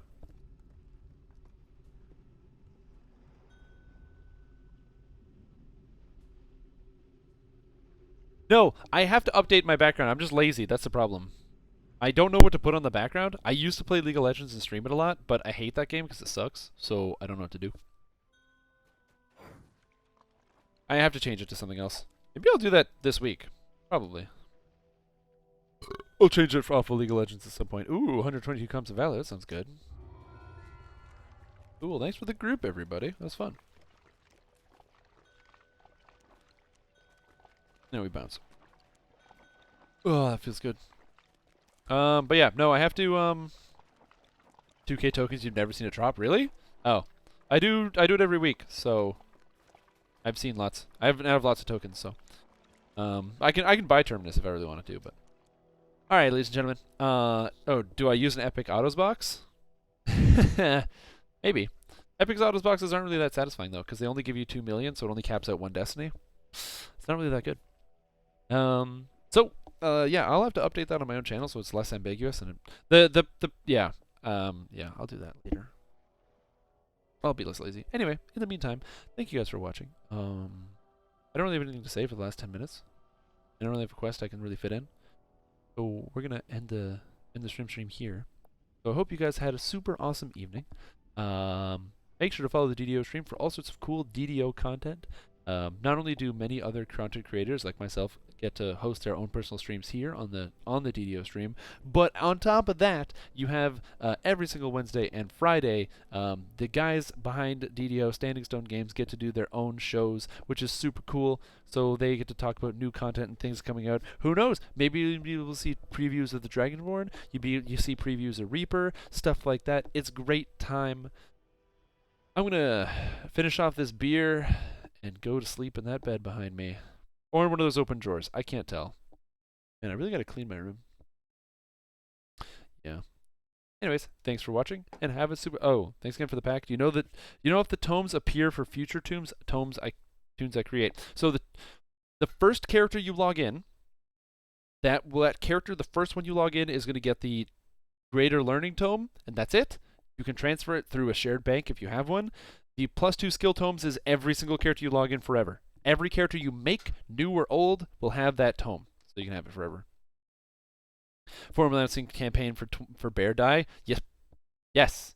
Trust me. Hey, we'll get Bear Die. I want animal form cosmetics. I want the bear animations to work, but I also want animal form cosmetics. So, anyways, thanks for watching, everybody. Have a super duper evening.